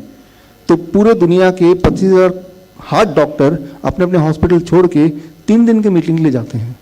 एक बार ये क्वेश्चन उठाया किसी ने मीटिंग में कि हम सब हॉस्पिटल में को छोड़ के आ गए, अभी कोई डॉक्टर नहीं है उन सारे हॉस्पिटल्स में, दुनिया के अधिकतर देशों में, क्योंकि सारे देश से आते हैं, भारत से भी जाते हैं। तो इस वक्त उन 3 दिन के लिए पेशेंट्स की हालत क्या हो रही होगी। इसका मतलब ये कि इस तरह के कॉन्फ्रेंस नहीं करने चाहिए, साल में एक बार जो करते हैं। तो कहा कि अभी तक देखते हैं, हमने 10 साल तक कॉन्फ्रेंस किया है, तो अब जब कॉन्फ्रेंस किया और 3 दिन के लिए बिना हॉस्पिटल में वो डॉक्टर्स के हुए, इमरजेंसी डॉक्टर के, तो अब उन 3 दिन में क्या मोर्टेलिटी रेट बढ़ी, और पिछले 10 साल के रिकॉर्ड सारे निकाले गए उन हॉस्पिटल के, जिन हॉस्पिटल्स में से 3 दिन के लिए हार्ट वाले डॉक्टर, इमरजेंसी हार्ट वाले डॉक्टर गायब थे। और ये पाया गया उन दिनों जब वो गायब थे, उन दिनों लोगों की मृत्यु दर एटलीस्ट 8% घट गई, एटलीस्ट 8% घट गई। तो ये अमेरिकन हार्ट एसोसिएशन 2018, तो ये सुनाया गया तो कहा ये बड़ी खुशखबरी है, इसका मतलब ये कॉन्फ्रेंस को बंद करने की जरूरत नहीं, हर साल ये कॉन्फ्रेंस चलने दिया जाए, ये लोगों के लिए अच्छा बात। तो this is called evidence, right. लेकिन ये एविडेंस मेडिकल जर्नल में तो है, लेकिन ये आप तक नहीं पहुंचा। आप तक क्या पहुंचेगा? Advertisement, right. तो वो उसको देख के आप अपने निर्णय या राय लेंगे। तो अब एक सवाल आपके दिमाग में आएगा कि अगर ये सारे जो प्रचलन वाले जो इंटरवेंशंस हैं, मेडिकल इंटरवेंशंस हैं, अगर इससे फायदा नहीं, इंसान को ज़्यादा नुकसान है, तो ये चल भी क्यों रहे, या अप्रूव्ड ही क्यों है, राइट। ये अप्रूव ही नहीं होना चाहिए द वेरी फर्स्ट प्लेस। तो अप्रूवल का जो मेडिकल का जो मेडिसिन का जो प्रोसेस है, उस प्रोसेस को थोड़ा समझ लीजिए, ताकि आप ये समझ पाएं कि कैसे हम डिसाइड करें कि इंटरवेंशन लेना है कि नहीं लेना है। देखिए, मैं मेडिकल साइंस के खिलाफ नहीं बोल रहा हूँ, मैं मेडिकल इंडस्ट्री की बात कर रहा हूँ। ये सारा मेडिकल साइंस ही है कि एविडेंस ये कहता है, लेकिन उस एविडेंस में से कौन सा वाली चीज़ को कितना हाईलाइट करना है, that becomes a medical industry, right. तो मेडिकल साइंस जब भी कोई गाइडलाइन देता है तो वो लेवल ए, लेवल बी और लेवल सी एविडेंस देता है, 3 तरह के एविडेंस देता है। लेवल ए एविडेंस मतलब बहुत जबरदस्त एविडेंस है, evidence is very clearly in favour of the patient. Level B मतलब एविडेंस जो है वो कुछ खास फेवर में नहीं है। एविडेंस सी कि इस वाले थेरेपी से क्या फायदा क्या नुकसान होगा ये एस्टेब्लिश नहीं किया जा सकता, नुकसान तो ज़्यादा हो सकता है ऐसा लग रहा है हमें, तो that is called uncertainty. Level C वाले एविडेंस में अनसर्टेन है कि पेशेंट का क्या होगा, कुछ खास नहीं पता चल रहा, लग रहा है कि पेशेंट के लिए ठीक नहीं है, ऐसा लिख के छोड़ देते हैं। तो जितने सारे मैंने थेरेपी अभी आपको दिखाए, ये सारे कौन से लेवल वाले हैं? मेडिकल साइंस के हिसाब से वो लेवल सी का इनको ठप्पा मिला हुआ है, राइट। अब वो जो डॉक्टर है उसके पास चॉइस है, इसमें से लेवल ए वाला मैं पेशेंट को पकड़ाऊं, लेवल बी वाला पकड़ाऊं या सी वाला पकड़ाऊं, राइट। तो वो ही chose to give the level C वाला। आपको कौन सा चाहिए, लेवल ए वाला कि सबसे अच्छा वाला? तो लेवल ए वाला क्या है? उस वक्त जो आदमी गिरा और चेस्ट पेन था, तो उसमें उसको वो वाला ट्रीटमेंट देना चाहिए जो लेवल ए वाला है। तो लेवल ए वाला ट्रीटमेंट क्या होगा वो हम समझने की कोशिश करते हैं कि मेडिकल साइंस में लेवल ए जो ट्रीटमेंट है वो क्या है, वो आप देखिए। देखिए 3 स्टेप प्रोटोकॉल का नाम दे सकते हैं इसको, नाम तो दे रहे हैं लेकिन ये कोई मेरा बनाया हुआ नहीं, जो मेडिकल एविडेंसेस है मैं आपके सामने ही रख रहा हूं उसको, राइट। तो पहले सबसे पहला स्टेप है 3 स्टेप का कि जैसे ही ऐसा कोई पेन हो, मेडिकल एविडेंस ये कहता है, ये मैं नहीं कर रहा हूं, मैं तो कह ही रहा हूं खैर, लेकिन मेडिकल एविडेंस ये कहता है जैसे ही चेस्ट पेन हो जिसमें सस्पिशन है कि ये हार्ट अटैक का पेन भी हो सकता है या कुछ और भी हो सकता है, ऐसा अगर लगे तो सबसे पहले 2 टैबलेट एस्पिरिन के लेने हैं, उसको क्रश करना है और उसको पानी के साथ निगल लेना है। That is the first thing, right. इसको करना है, इसमें उस इंसान के बचने के जो चांसेस हैं वो 20% बढ़ जाएंगे। तो इसको लेवल ए एविडेंस कहते हैं। ये लेवल ए की कैटेगरी मैंने नहीं दी है, ये ऑलरेडी मेडिकल साइंस में मैं तो आप तक पहुंचा रहा हूँ, ठीक है ना। तो ये हो गया पहला स्टेप कि जैसे ही आपने देखा वो चेस्ट पेन वाला है, पैनिक कर रहा है, तो सबसे पहले ये कर दिया। इसमें मोर्टेलिटी रेट के घटने के चांसेस कितने हुए? 20% घट गए। अब लेवल से स्टेप 2, स्टेप 2 ये है कि उसको पेन कम नहीं हो रहा, कि वो स्टेप 1 से ये है कि वो और ज़्यादा ब्लॉकेज बढ़ेगा नहीं, लेकिन पेन की इंटेंसिटी अभी मेंटेन्ड है। तो ऐसे में पेन जो बर्दाश्त नहीं हो रहा, ग्लिसरल नाइट्रेट का स्प्रे आता है, राइट। वो स्प्रे खरीद सकते हैं दुकान से, और वो स्प्रे जीभ के नीचे, टंग के नीचे बहुत सारे ब्लड वेसल है जो पेट को बाईपास करके सीधे ब्लड में चले जाते हैं।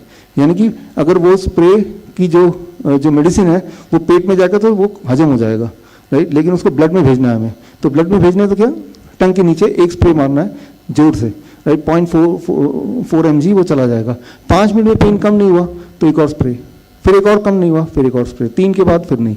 अगर 3 के बाद भी पेन है, इसका मतलब वो प्रोबेबली हार्ट अटैक वाला पेन नहीं है, that is coming from acidity और समथिंग एल्स। तो आप कितनी बार भी मारते रहेंगे वो पेन कम ही नहीं होने वाला, राइट। तो यानी कि वो हार्ट अटैक से अलग कुछ है, राइट। तो ये है प्रिवेंटिव, राइट। क्योंकि ये ज़्यादा करेंगे तो इसके अपने साइड इफेक्ट भी हैं। ये है स्टेप 2। स्टेप 3, अगर उसका ब्लड प्रेशर चेक करो उसी वक्त, और ब्लड प्रेशर को 160 mmHg से ज़्यादा मिलता है तो आपको उसको एटिनोलोल, राइट, 100 mg दवाई दे देना है, राइट। और दोबारा ब्लड प्रेशर चेक करना है, एंड एक्सपेक्टेडली वो ब्लड प्रेशर थोड़ा भी कम हो जाएगा तो वो और सेफ जोन में चला जाएगा। और इसमें जो एविडेंस मिला है तो 23% reduction in the death, 23% reduction in the death. तो इसको बोलते हैं लेवल ए एविडेंस, राइट। अब देखिए अगर मान लो आप एक डॉक्टर हैं और ऐसा कोई पेशेंट आता है, ये जो 3 स्टेप है, इस 3 स्टेप में आप कितना पैसा कमा लेंगे? How much, right? 2 रुपये, 10 रुपये, 500 रुपये, right? There is no intervention, no surgery, no big deal, right? लेकिन ये ए लेवल के एविडेंसेस हैं, राइट? तो this is the A level evidence. Now अब आगे फ्यूचर में ये तो हो गया इमीडिएट करना है 3 स्टेप्स, लेकिन फ्यूचर में उसको इस तरह की प्रॉब्लम ना हो आगे से कभी, तो उसके लिए क्या करना है, राइट? तो व्हाट मैंने जो देखा है वो ये मैंने देखा है कि ऐसा करना चाहिए कि भाई he should be on a DIP diet, the kind of diet which we advise, right? आप लोग लेते ही हैं, राइट?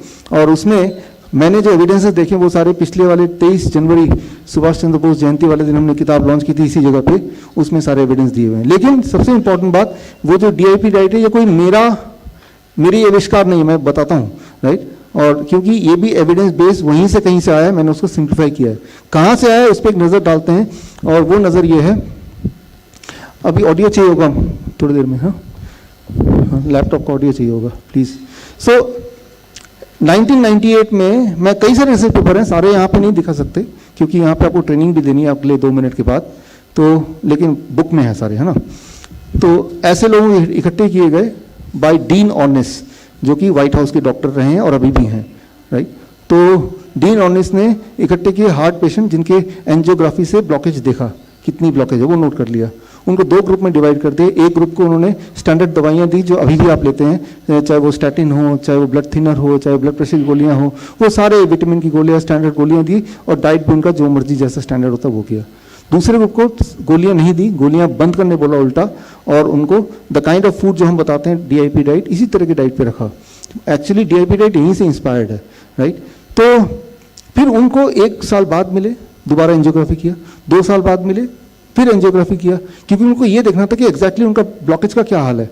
और आप देखिए यहाँ पे कि हर साल जो लोग दवाइयों पे थे, इंस्पाइट ऑफ दवाइयों पे रहने के भी उनके ब्लॉकेज के साइज बढ़ते जा रहे थे, ब्लॉकेज बढ़ता जा रहा था। देख रहे हैं आप लाइटली, ये बुक में है। और जो लोग डाइट पे थे, कोई दवाई पे नहीं थे, हर साल उनका ब्लॉकेज घटता जा रहा था, हर साल उनका ब्लॉकेज घटता जा रहा था। तो this is an evidence, right? तो जब कोई डॉक्टर बोलता है दवाई खा लो इससे आपके प्रिवेंशन होगा, लेकिन क्या कोई एविडेंस है? एविडेंस तो है, लेकिन एविडेंस तो उसके खिलाफ बोल रहा है ना, right? Evidence is saying other way, वो एविडेंस कुछ और बोल रहा है, राइट? तो हमारा जो बेसिक, अभी मैं क्लॉटिंग की बात कर रहा था, ब्लड क्लॉट, ब्रेन में क्लॉट हो जाएगा तो उसी वक्त पैरालाइज हो जाएगा इंसान, और पैरालाइज हो जाएगा तो क्या करेगा? फिर वही बात डॉक्टर के पास जाएगा। लेकिन डॉक्टर जो इंटरवेंशन देगा, क्या उससे वो पैरालिसिस के रिवर्स होने के चांसेस हैं विदाउट एनी साइड इफेक्ट? तो ऐसे में क्या करना चाहिए? तो हमारे पेशेंट क्या करते हैं, इसके एविडेंसेस क्या हैं, राइट? वो वी हैव टू अंडरस्टैंड। देखते हैं, audio is not working, right? Audio नहीं काम कर रहा है इसका, कोई बात नहीं, कोई छोड़ दो, लीव इट, छोड़ दो, कोई बात नहीं, उसकी वो आप लो।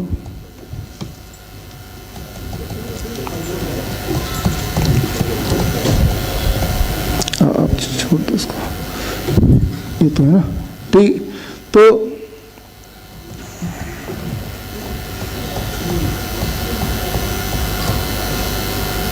यहाँ पे हम बात कर रहे थे एविडेंस की। तो एविडेंस के तौर पे मैं एक वीडियो दिखाना चाह रहा था, लेकिन वीडियो की जरूरत नहीं, यहाँ पे हमारा लाइव एग्जांपल है ही। यहाँ पे सतीश आप हैं, ठीक है ना? आप एक बार आके 2 मिनट के लिए जो आप बता रहे थे बैक स्टेज पे, सतीश जी कौन है? मैं इनसे आज ही पहले बार मिला हूँ, और इनको मिलाने वाले हैं Ashok ji. Are you there? हाँ, इनका होलसेम टेल एक चैनल है, जिस चैनल में हमारे वीडियोस जाते हैं। उस वीडियो को इन्होंने देखा और मुझसे तो पहली बार ही मिले, और देखने के बाद इन्होंने जो भी ये जो आपने बताया था ना, उस अपने कॉन्टेक्स्ट में और उन लेडी के 2 मिनट में आप थोड़ा बता जी। मैं सतीश, मुझे 6 साल पहले हार्ट की दिक्कत हुई, मेरा वेट था 97, तो मैं काफ़ी जगह गया इधर उधर, लेकिन लास्ट में आके कोई फर्क नहीं। उसके बाद मैंने एंजियोग्राफी कराई 40 स्कोर से, तो उन्होंने कहा 98% ब्लॉकेज है इसमें पूरी, और बाईपास सर्जरी होगी। लेकिन मैंने कहा नहीं करवानी मुझे, बोले नहीं करवानी होगी, रिलेटिव साथ थे, घर वाले साथ थे, बोले करवाओ। तो मैं जिद पे अड़ा रहा कि नहीं मैं नहीं करवाऊंगा। तो मैं वहाँ से निकला, उसके बाद मैं धक्के खाता रहा, कभी आयुर्वेदिक कभी होम्योपैथिक करते करते मुझे एक बार डॉक्टर साहब का वीडियो मिला, तो उसके बाद मैंने डॉक्टर साहब से OPD करवाई, तो ओपीडी में डॉक्टर साहब ने मेरे को रिकॉर्डिंग करके भेजी, वो सब मैंने किया तो इतना ज़्यादा जादू की तरह इफेक्ट हुआ उसका सडनली एकदम, मतलब विद इन 6 डेज में मेरी सारी प्रॉब्लम ऐसे लगा अभी धीरे धीरे कम होती जा रही है। मैं यहाँ से लेके यहाँ तक सिर्फ 50 कदम भी चलता था तो एकदम हार्ट पे बहुत ज़्यादा दर्द होता था। चलो ये तो ये एक बात कि मैंने डॉक्टर साहब से किया और मैं उसमें काफ़ी ज़्यादा इंप्रूव हुआ, ठीक होता चला गया। उसके बाद मैंने अपने सर्कल में बहुत सारे लोगों को बहुत कुछ करवाया, काफ़ी कुछ, मतलब उसके बाद आज से सिर्फ 1 महीना पहले मेरे फ्रेंड के मदर इन लॉ पानीपत रहते हैं, उनको ब्रेन स्ट्रोक आया, पैरालाइज हुआ, बहुत हैवी पैरालाइज, ब्रेन हेमरेज हो गया। उसके बाद एक डॉक्टर हैं न्यूरो सर्जन, उनके पास एडमिट करवाया हॉस्पिटल में, 18 दिन वहाँ एडमिट रहे। 18 दिन में 3 लाख रुपए बिल बना, लेकिन उनकी हालत ऐसी थी, फूड पाइप डाली हुई थी, एक हाथ लेफ्ट हैंड, लेफ्ट टांग बिल्कुल डैमेज थी, बोल नहीं पाते थे, फूड पाइप था, ऐसे था जैसे मतलब ये खत्म है, कुछ नहीं। 20 दिन 18 दिन बाद उनकी हमने छुट्टी करवाई, 3 लाख रुपए बिल, घर आए, उनकी बेटी, मेरा फ्रेंड सब रो रहे थे भी क्या करें। मैंने कहा भी मैं करवाऊं कुछ, बोले कैसे होगा, मैं कहा करवाऊं आप बताओ, भी सब ये बंद करना पड़ेगा, मैं बात करता हूं। बोले चलो करवाओ, बस ये बचने चाहिए। 73 उनकी एज है, आज से सिर्फ ये 20 दिन पहले की बात है जब उनकी छुट्टी करवा के लाए। उसके बाद मैंने अपने तौर पे मैं कहा डॉक्टर साहब से कांटेक्ट करता हूं, लेकिन नहीं हो पाना था, तो ये जो अशोक गुप्ता जी हैं इनसे थोड़ी सी बात की, कहते हैं आप करवाओ, कोशिश करो। मैंने हिम्मत करके उनकी सारी की सारी टोटली दवाइयां जो इतने सारे पॉलिथीन डॉक्टर ने दी थी सारी बंद करवा दी, बिल्कुल सडनली हॉस्पिटल से लाते ही। 25 साल से वो ये थे शुगर डायबिटिक थे और 25 साल से बीपी की मेडिसिन खाते थे, घुटनों में दर्द की और हार्ट की उनकी दवाइयां चल रही थी, सारी की सारी दवाइयां, मतलब एक फेथ करके डॉक्टर साहब पे। और मैंने खुद देखा हुआ था बहुत सारे लोगों पे, लेकिन इतना मेजर केस, मतलब मेरे अब भी बताते हुए रोंगटे खड़े हो रहे हैं बिल्कुल। तो एक फेथ करके सारी की सारी मेडिसिन उनकी सडनली बंद कर दी। सिर्फ 4 दिन के अंदर उनकी हाथ उठने लग गया, लेग हिलने लगी, जबकि डॉक्टर ने छुट्टी के टाइम मैंने कहा था डॉक्टर साहब ये इनकी तो हालत बहुत क्रिटिकल है, कैसे होगा, कहते बस ऐसे ही चलेगा जब तक चलेगा। मैं कहा जी ये ना बोल रहे हैं ना खा रहे हैं, फूड से जा रहा है तो एनर्जी तो कैसे आएगी, कहते ये ऐसे ही चलेगा। मैं कहा ये तो लग ही नहीं रहा बचेंगे, कहता बस ले जो सेवा सुवा कर लो।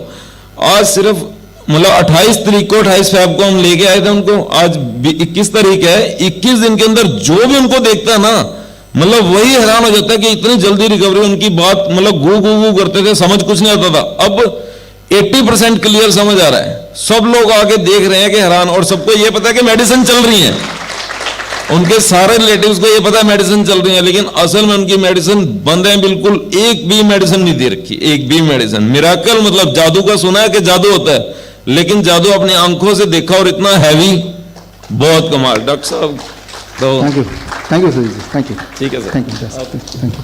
तो उन्होंने सिंपली यही किया कि डीआईपी डाइट लिया और वो मेरी दवाइयाँ छोड़ी, राइट। और डीआईपी डाइट में दोबारा होता है, that is not my diet, right. वो एविडेंस बेस्ड डाइट पहले से था, उसको मैंने एक थोड़ा फॉर्मूला बना दिया ताकि आपको लेते वक्त कंफ्यूजन ना हो क्या कब कितना खाना है। तो सतीश जी यहीं पे इसके बाद भी मिल सकते हैं, और कुछ लोग, मैं तो बोल रहा हूँ कि जो पेशेंट की बात कर रहे हैं वहाँ जाके मिल के आए। इन्होंने बताया कोई अपने वीओपीडी में थे, तो हमारा वर्चुअल वीओपीडी होता है जहाँ पेशेंट नहीं आता है, वो अपना ईमेल करके भेज देते हैं अपने डॉक्यूमेंट्स, और उसके हिसाब से हम डाइट बना के दे देते हैं। डाइट तो यही बना के देते हैं, यही वाला, और उन्होंने लिया और वो अपने घर पे ठीक भी हो गए। लेकिन फिजिकली मैं इनसे आज पहली बार मिल रहा हूँ। तो मैं सिर्फ इतना बता रहा हूँ कि अगर किसी को स्ट्रोक हो जाए, राइट, स्ट्रोक हो जाए तो उनको क्या करना है, immediately DIP diet minus plate 2। और जिनको डीआईपी डाइट क्या है नहीं पता, वो गूगल कर सकते हैं, होलसेल टेप में वीडियो देख सकते हैं। तो माइनस प्लेट 2 जैसे ये करेंगे, मैंने ये देखा है, राइट। और ऐसे इस तरह के कितने सारे एक्सपीरियंसेस हैं। हर बार it takes 15 days to 20 days to recover. अगर इमीडिएटली बात स्ट्रोक के शुरू करते हैं, 15 days to 20 days to recover the damage done. DIP diet minus plate 2, तो इतना छोटी सी बात है जो कि ऑलरेडी मेडिकल साइंस में पहले से प्रूव किया हुआ है। सिर्फ इतना है कि इसका प्रचलन नहीं है, ये आप तक किसी ने पहुंचाया नहीं। और जो चीज़ आप तक पहुंचाया है वो सतीश जी ने बताया कि फूड पाइप पहुंचा दिया, वो दवाइयों का ढेर लगा दिया, राइट। तो उस चीज़ से हालत क्या होगी, वो इतनी पैथेटिक होगी कि जब आप देखेंगे लगता है कि इससे अच्छा ये भगवान को प्यारे हो जाए तो ज़्यादा अच्छा है, इतना परेशानी से रहने से, जबकि इतना परेशान इतना पेन में रहने की आवश्यकता नहीं है। तो यहाँ पे ये तो हुई बात, हम बात कर रहे हैं कि हार्ट अटैक में क्या करें, ब्रेन स्ट्रोक में क्या करें, हमारे पेशेंट क्या करते हैं। अब आता है कि कोई मर गया तो क्या करें, ये सबसे इंपॉर्टेंट टॉपिक है, यही आज का टॉपिक है। कोई अगर किसी की डेथ हो गई तो क्या करें। देखिए यहाँ पे अकॉर्डिंग टू अवेयर स्टडी 2 2019 के बाद इसमें बहुत सारे नए प्रोटोकॉल बने हैं, क्योंकि जाहिर सी बात है 2019 के बाद बने, अभी 2021 चल रहा है, तो ये सारे प्रोटोकॉल बनने के बाद भी ये मेडिकल साइंस में, मेडिकल इंडस्ट्री में प्रैक्टिस में नहीं आया है। प्रैक्टिस में हो सकता है 10 साल बाद आए, हो सकता प्रैक्टिस में कभी ना आए, जिस तरह से अभी तक के ये चीज़ें प्रैक्टिस में नहीं आई, राइट। तो प्रैक्टिस में वही चीज़ आती नॉर्मली जो कोई एविडेंस बेस्ड ना हो के जो प्रॉफिट बेस्ड हो, तो प्रैक्टिस में आ जाती है।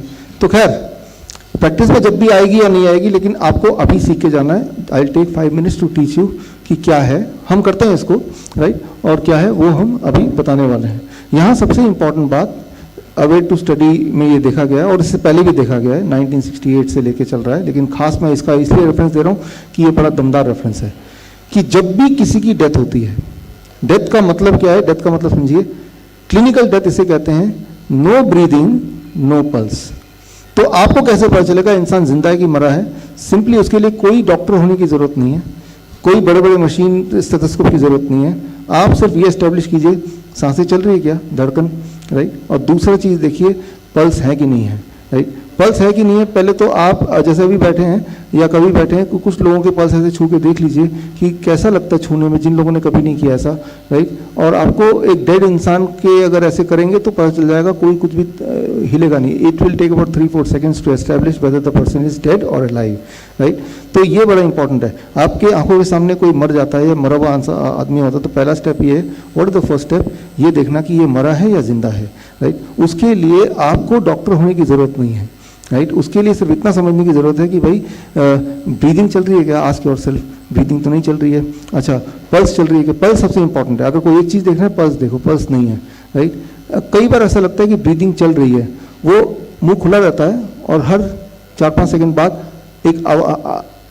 वो एक गास्पिंग करने की कोशिश करता है, तो उसे भी डेथ में गिनते हैं, क्लिनिकल डेथ। तो आप एक ही चीज़ देखिए, पल्स चल रहा है कि नहीं, पल्स चल रहा है कि नहीं, ये देखने के लिए किसी भी लेमैन को 2-3-4 सेकंड लगेंगे, यानी कि 4 सेकंड के बाद आपको पता चल गया कि ये जो सामने मुझे दिख रहा है ये बॉडी है, ये इंसान मर चुका है, इतना पता चल गया।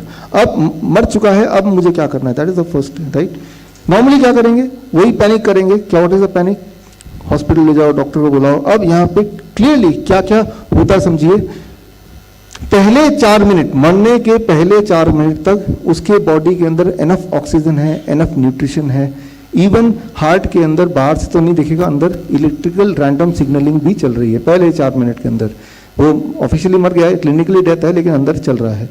यानी कि ये 4 minute is the best chance to bring back the life, ये 4 मिनट। और अवेयर टू स्टडी के अनुसार ये देखा गया है कि ऐसे लोगों को जब वापस लाया गया तो उन्होंने बोला, अपने एक्सपीरियंस में बोला कि जब मैं मर गया था तो मैं अपने आप को यहाँ से देख रहा था और लोग यहाँ पे चिल्ला रहे थे और कोई कुछ करने की कोशिश कर रहा था, और मैं देख रहा था मेरी बॉडी यहाँ पड़ी हुई थी और मैं वापस आना चाह रहा था। अवेयर टू स्टडी ना, या पढ़िए या मेरी बुक पढ़िए, उसमें लिखा हुआ है, राइट। पूरा अवेयर टू स्टडी के डिटेल में जाके पढ़ेंगे कि ये लोगों के एक्सपीरियंसेस हैं, those who could come back, right, कि उस 4 मिनट के दौरान आप कहाँ पे थे, क्या लगता है उसमें आपको होश में थे, क्लिनिकली डेथ है। तो कहा कि मैं अपनी बॉडी देख पा रहा था और उसमें लोग जो आवाज़ कर रहे थे जल्दी से डॉक्टर को बुलाओ, एम्बुलेंस, वो सब मुझे सुनाई दे रहा था। अच्छा, ये कैसे एस्टेब्लिश हो रहा था कि वो जो बोल रहा है सच बोल रहा है, क्योंकि वो सारी चीज़ें उसको कैसे पता, एज ए पेशेंट कैसे, वो तो मर चुका था, वो सब उन्हीं को पता है जो उस वक्त थे, और उनमें से किसी से वो मिला नहीं है। और वो अगर बता रहा है टेस्टिमनी और वो बिल्कुल मैच कर रहा है वही चीज़ों से कि भाई वो एक नर्स आई फिर उन्होंने ऐसा किया वैसा किया, वो बता पा रहे हैं। तो एक पहली चीज़ कि पहले 4 मिनट के अंदर वो इंसान कहीं गया नहीं है, वो इंसान आपके वेसिनिटी में है। देखिए यहाँ पे कोई मैं इल्यूजन या कहानी नहीं, ये साइंस की बात कर रहा हूँ जो एविडेंस बेस्ड है कि उसका जो आत्मा वर्ड बोल सकते हैं इसको, राइट, या स्पिरिट वर्ड बोल सकते हैं, वो कहीं आसपास है और वो अपने आप को देख पा रहा है। So this 4 minutes what you have to do to bring back the life, right. तो यहाँ पे आता है उस 4 मिनट में अगर आपने, और 4 मिनट तक ब्रेन के जो सेल्स हैं, सबसे इंपॉर्टेंट है कि सबसे पहले कौन मरता है, ब्रेन के सारे सेल मर जाते हैं। कितना टाइम में, 4 मिनट के बाद ब्रेन के सेल की डेथ होने की प्रोसेस शुरू हो जाता है और 10 मिनट के अंदर ब्रेन के सारे सेल मर जाते हैं। अब 10 मिनट निकल गए, अब आप कुछ भी कर लो, वो इंसान वापस नहीं आ पाएगा, he is brain dead also. Brain oxygen खत्म हो गया, न्यूट्रिशन खत्म हो गया, ब्रेन डेड हो गया, अब नहीं आ सकता वो।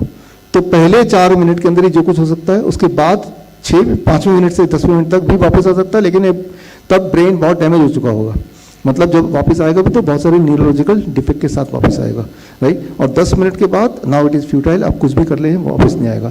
तो ये तो अवे स्टडी का पहला स्टेप है। क्लियर हो गया पहले 10 मिनट, राइट। अब जाहिर सी बात है कि पहले 10 मिनट या पहले 4 मिनट में आप दुनिया के किसी भी हॉस्पिटल तक पहुंचा नहीं सकते। यहाँ तक कि अगर वो ग्राउंड फ्लोर में, टॉप फ्लोर में हॉस्पिटल है, यहाँ से वहाँ तक ले जाने में भी 4 मिनट तो गए, राइट। इसका मतलब ये कि ये 4 मिनट में जो भी कुछ करना है वो आप ही को करना है उस वक्त। You are the doctor, right, आप ही को करना है। तो आपको क्या करना है और क्या नहीं करना है, इस पर आते हैं हम। देखिए नोबेल, ये किताब आप पढ़िएगा, the self and its brain, John Eccles, इनकी किताब है, इनको नोबेल प्राइज मिला हुआ है। नोबेल प्राइज मैं इसलिए बोल रहा हूँ ताकि इससे आपको लगे कि भाई एक स्टैंडर्ड तक का ये साइंस है जिसकी हम बात कर रहे हैं, ये नहीं किसी ने नहीं लिख दिया है। तो पढ़िएगा ये, तो इसमें ये जो मैं बातें बोल रहा हूँ ये सब है इसमें, राइट। ग्रे जोन, तो ग्रे जोन इन हॉस्पिटल, सबसे पहली बात कि ऐसे में कि ज़्यादातर लोग ट्रेडिशनली उनको हॉस्पिटल ले जाने की बात करते हैं। जैसे ही हॉस्पिटल ले जाने की बात करते हैं, पहली गलती ये करते हैं कि टाइम 10 मिनट या 4 मिनट के अंदर नहीं पहुंचा सकते। तो पहला तो नुकसान यही हो गया। अब आता है दूसरा, मान लो वो इंसान हॉस्पिटल में ही है, डॉक्टर के सामने ही हो गया, राइट, तब क्या होगा, right, in the presence of doctor हो गया तब क्या होगा। तो डॉक्टर क्या करेगा, व्हाट वी कॉल एज, ये ले आओ जरा, वो सब ले आओ फटाफट।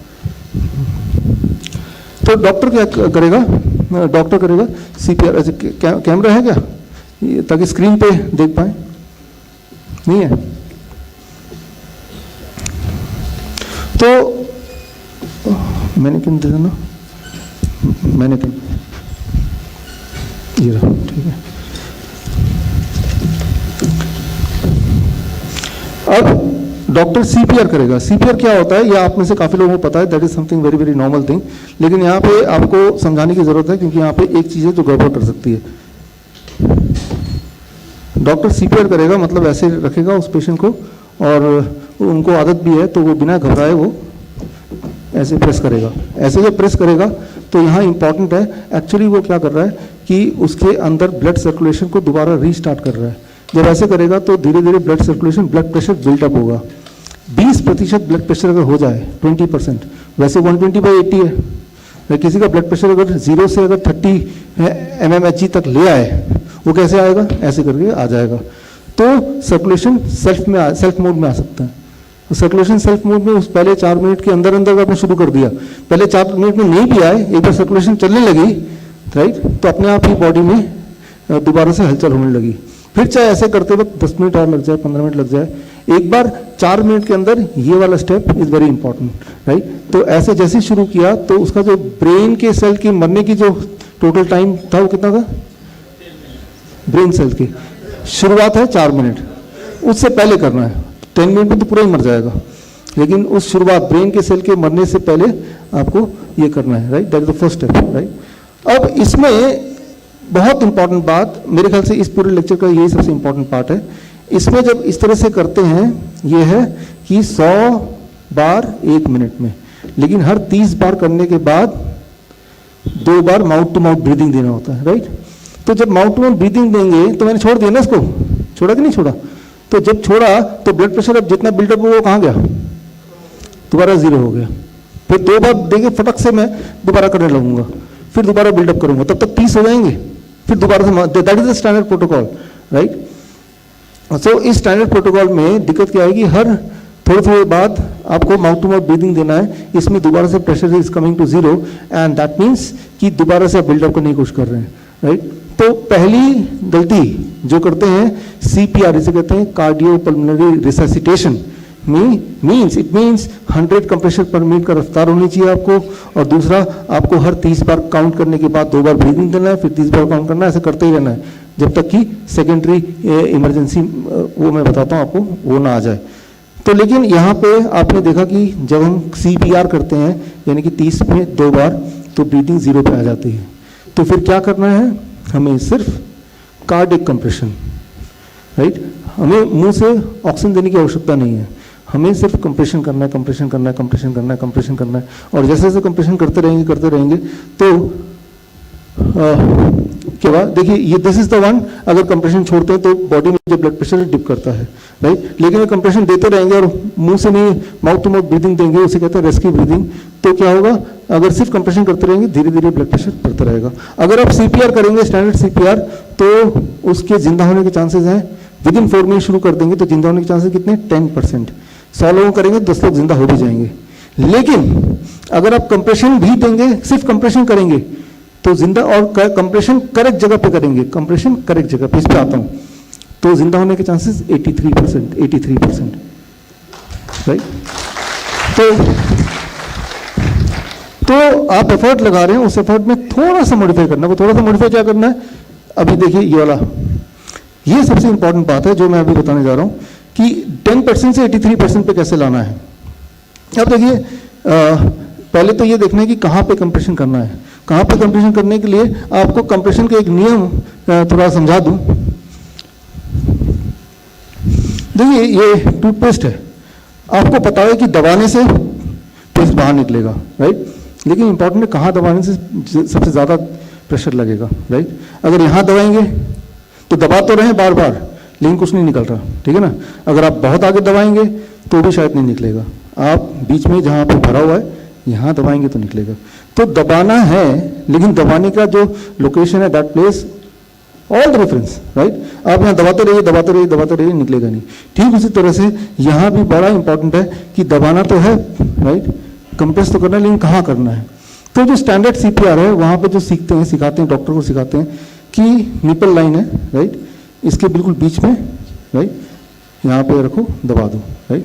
तो बीच में जब दबाएंगे तो दैट इज समथिंग लाइक कि हार्ट जिस तरह से प्लेस्ड है वहाँ पे एक वॉल्व भी आता है ज़्यादातर लोगों का, तो वो कोई आपको बोला जा रहा है यहाँ दबाओ, तो यहाँ दबाने से ही प्रेशर बिल्डअप हो रहा है, टूथपेस्ट निकलेगा जरूर। लेकिन अगर इमरजेंसी में कहाँ दबाएं कि प्रेशर ज़्यादा बिल्डअप हो जाए, थोड़ा सा यहाँ दबाएं, है ना? तो ये वो वाली कौन सी हार्ट की कौन सी लोकेशन है जहाँ पे दबाने से प्रेशर ज़्यादा हो, राइट? मैक्सिमम प्रेशर पड़े, राइट? सो दैट प्लेस जो इसमें दिया है मैक्सिमम CPP कहते हैं, राइट? तो वो जगह है निपल लाइन, राइट? फिर ये सेंटर हो गया, सेंटर से उस इंसान के पेशेंट के 3 सेंटीमीटर इधर, 3 centimetre this side, right, towards the left.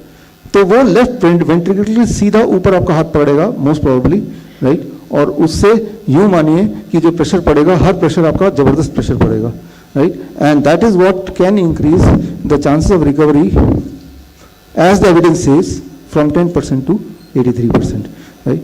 तो लेकिन ये जो 3 सेंटीमीटर इधर है और वो जो माउथ ब्रीथिंग नहीं करना है, इस चीज़ को इम्प्लीमेंट करने में ही कई साल लगा रहे हैं, कई साल, राइट?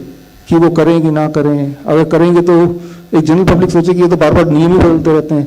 तो मेडिकल जर्नल आप पढ़ेंगे ना तो यही सारे उसमें कमेंट्स दिखते रहते हैं। जिस तरह से यूट्यूब और फेसबुक में आप कमेंट देखते हैं ना, वो मेडिकल जगत में भी ऐसे ही कमेंट्स आते रहते हैं। तो वो ये सोचते हैं कि लोग क्या सोचेंगे, that is important rather than कि पेशेंट बचेगा कि नहीं बचेगा।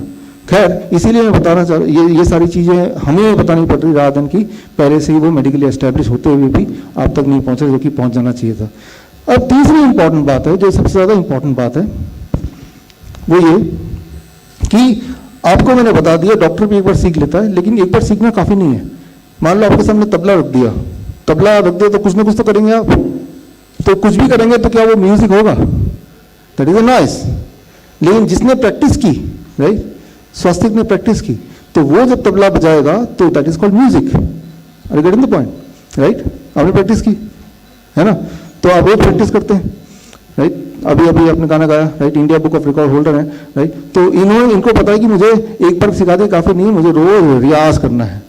तभी आप उसी इंस्ट्रूमेंट से म्यूजिक निकाल पाओगे। जो इंस्ट्रूमेंट किसी और को दे देंगे हम जैसे लोगों को, तो वो नॉइस निकालेगा। सेम थिंग आपको उस डेड पेशेंट के हार्ट से म्यूजिक निकालना है, ना कि नॉइज निकालना है, राइट? म्यूजिक कैसे निकालना है उसके लिए मैं आपको थोड़ी सी ट्रेनिंग 2 मिनट की देना चाहता हूँ। कौन? मानस जी अब है, please come on the stage, right? Mohit भी है, मोहित खटाना, लता आप भी आ जाओ, और कोई भी और आना चाहता है? आप आना चाहते हो? आप आ जाओ, आप तो कोलकाता से आए हैं, आप आना चाहते हो? आप भी आ जाओ, बस इतनी है। अब यहाँ पे आप पोजीशन ले लीजिए, मैं आपको दिखाता हूँ क्या करना है। आपको इस तरह से बैठना है, ये लेके ये है आपके सामने, ठीक है ना? उस साइड से बैठना है, तो उसको आगे रखा है, पीछे रखो, इसको पीछे रखना पड़ेगा लगता है, हाँ थोड़ा पीछे रखो, इसको पीछे रखो।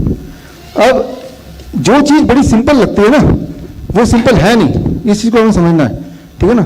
तो आपको ये है,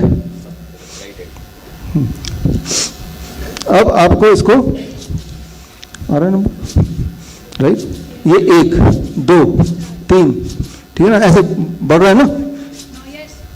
तो ये जो है ये एक रिदम की तरह होगा। तो लेकिन ये तो आप बोलेंगे हाँ मुझे समझ आ गया, यही तो करना है ना, कर लेंगे, ऐसे तो करना, कर लेंगे। अच्छा, एक आदमी कितनी देर तक कर सकता है, करके देखते हैं। ये आपको करना हो और हाँ आइए 1 मिनट स्टार्ट कर दें। रुकिए रुकिए रुकिए रुकिए,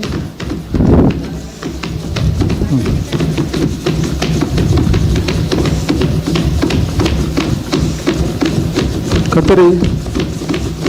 1 मिनट हो गया तो बोल देना।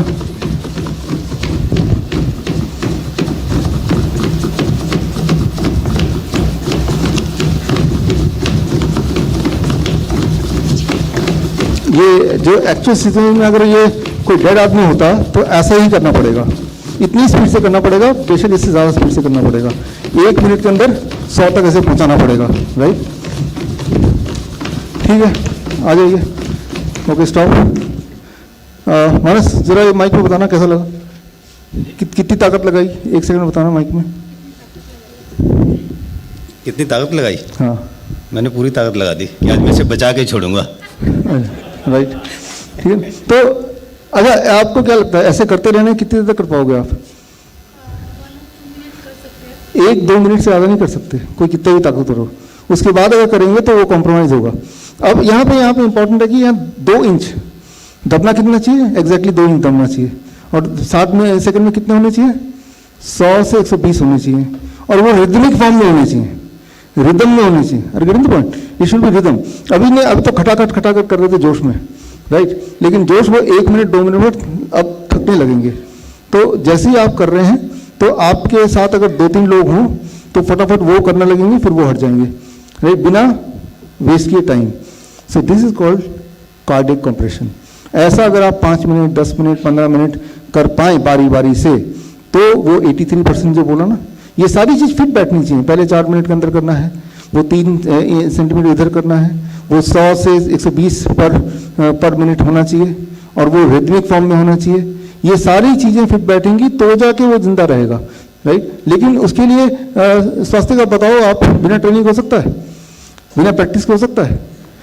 नहीं हो सकता, राइट। एक बार आपने कर लिया कि हाँ अभी आगे हम कर लेंगे, तो क्या आपको लगता है कर लोगे उस दिन? नहीं कर लेंगे। तो इसके लिए आपको प्रैक्टिस करनी पड़ेगी। क्या आपको लगता है कोई भी डॉक्टर दुनिया का या भारत का वो ऐसा रोज प्रैक्टिस करता होगा जैसे आप लोग म्यूजिक का प्रैक्टिस करते हैं? करता होगा? नहीं करता होगा।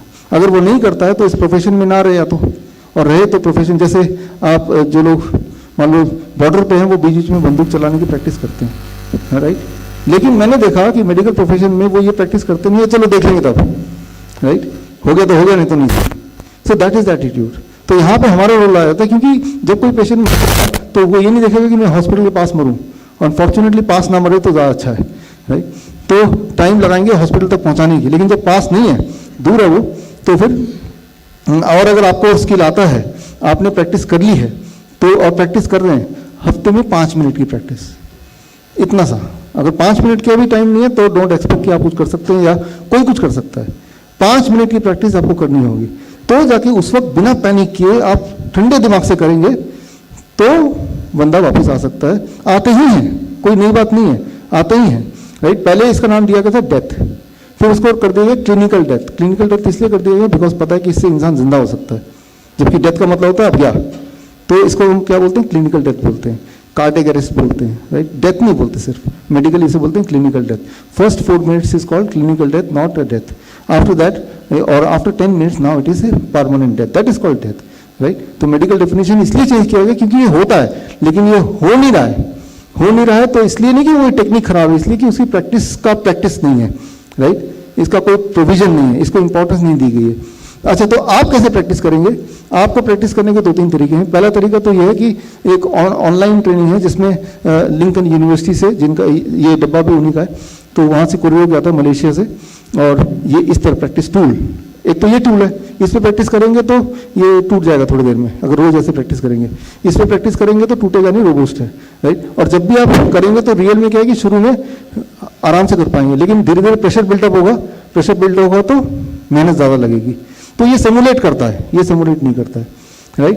तो आप ये ऑनलाइन जो कोर्स है विश्वरूप.com में जाके ये ऑनलाइन कोर्स ज्वाइन कर सकते हैं 1 महीने का। It is called code blue training, इस चीज़ को कहते हैं कोड ब्लू, राइट।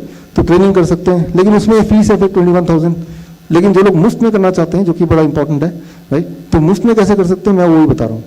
पहली चीज़, कोरोनाकाल.tv में पूरा इंस्ट्रक्शंस हैं कैसे करना है, और जो ये सिमुलेशन है या ये सिमुलेशन है या फ्री में भी बना सकते हैं घर में।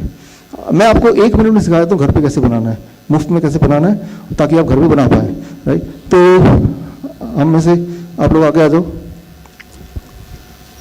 टी शर्ट्स हैं, कागज अखबार लेके आ जाओ, ये सारे अखबार, ये घर पे बनाना है, राइट। आप में से जो लोग मुझे ऑनलाइन देख रहे हैं अभी, तो वो ऑनलाइन मैंने बोल दिया था ये सब लेके आने के लिए, तो आई एम श्योर कि आप लोगों ने लेके आए होंगे, राइट।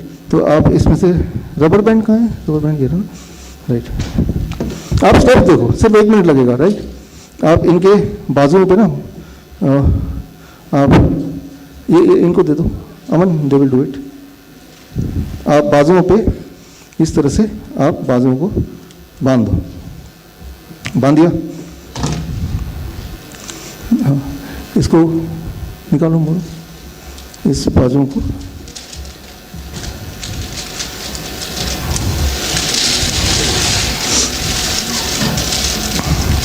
ये दोनों बाजू बांध दिए ऐसे, तीसरा बाजू यहाँ भी बांध दो,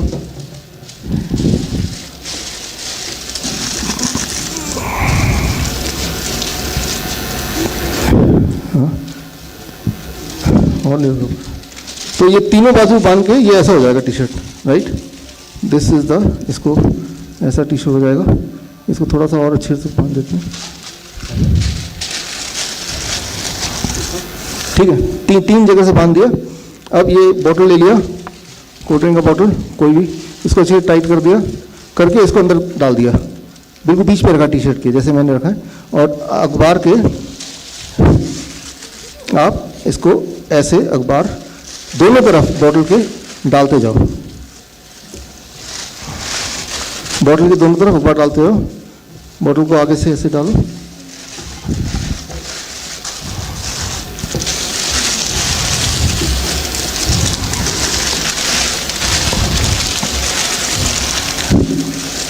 अब लगभग ये जो बन गया, ये आपका ये पूरा ये इस तरह का मॉडल बन गया। अब देखिए इसी पे ये जो बॉटल है बीच में है ना, दोनों तरफ, हाँ। अब ये मेरा मैनिकन बन गया, होममेड मैनिकन। अब इस पर मैं CPR करने की कोशिश करूँ, बेसिकली वो प्रैक्टिस का रिदम बनाना है ना, तो ये फ्री का CPR, when you do it, right, ये एग्जैक्टली 2 इंच नीचे जाता है, मैंने ये देखा है, right. And when you keep on doing it, right, ये दिखने में बड़ा आसान लग रहा है, लेकिन अगर लगातार इसको 1 मिनट 2 मिनट करेंगे, राइट, थैंक यू, तो तब आपको फील होगा कि 2 मिनट से ज़्यादा नहीं कर, दिखने में बड़ा आसान लग रहा है ना, लेकिन जब आप घर पे करेंगे 1 मिनट, तो आपको लगेगा कि सांसें फूल रही है, 2 मिनट करने लगता है सांसें फूल रही हैं, राइट। और जब आप करते रहेंगे कुछ दिन तक, तब लगेगा now you are comfortable, right. तो तब आपकी बॉडी की बॉडी मसल्स, वो रिदम, वो सब बन जाएगा। लेकिन क्या ये इंपॉर्टेंट है, ये आपको सोचना है, राइट। अगर पूरी ज़िंदगी में आपने किसी एक की ज़िंदगी वापस ले आए, आपकी वजह से इस दुनिया में वो टहल रहा है, घूम रहा है, जिंदा है, तो ये बड़ी बात है, इज़न्ट इट। Thank you. तो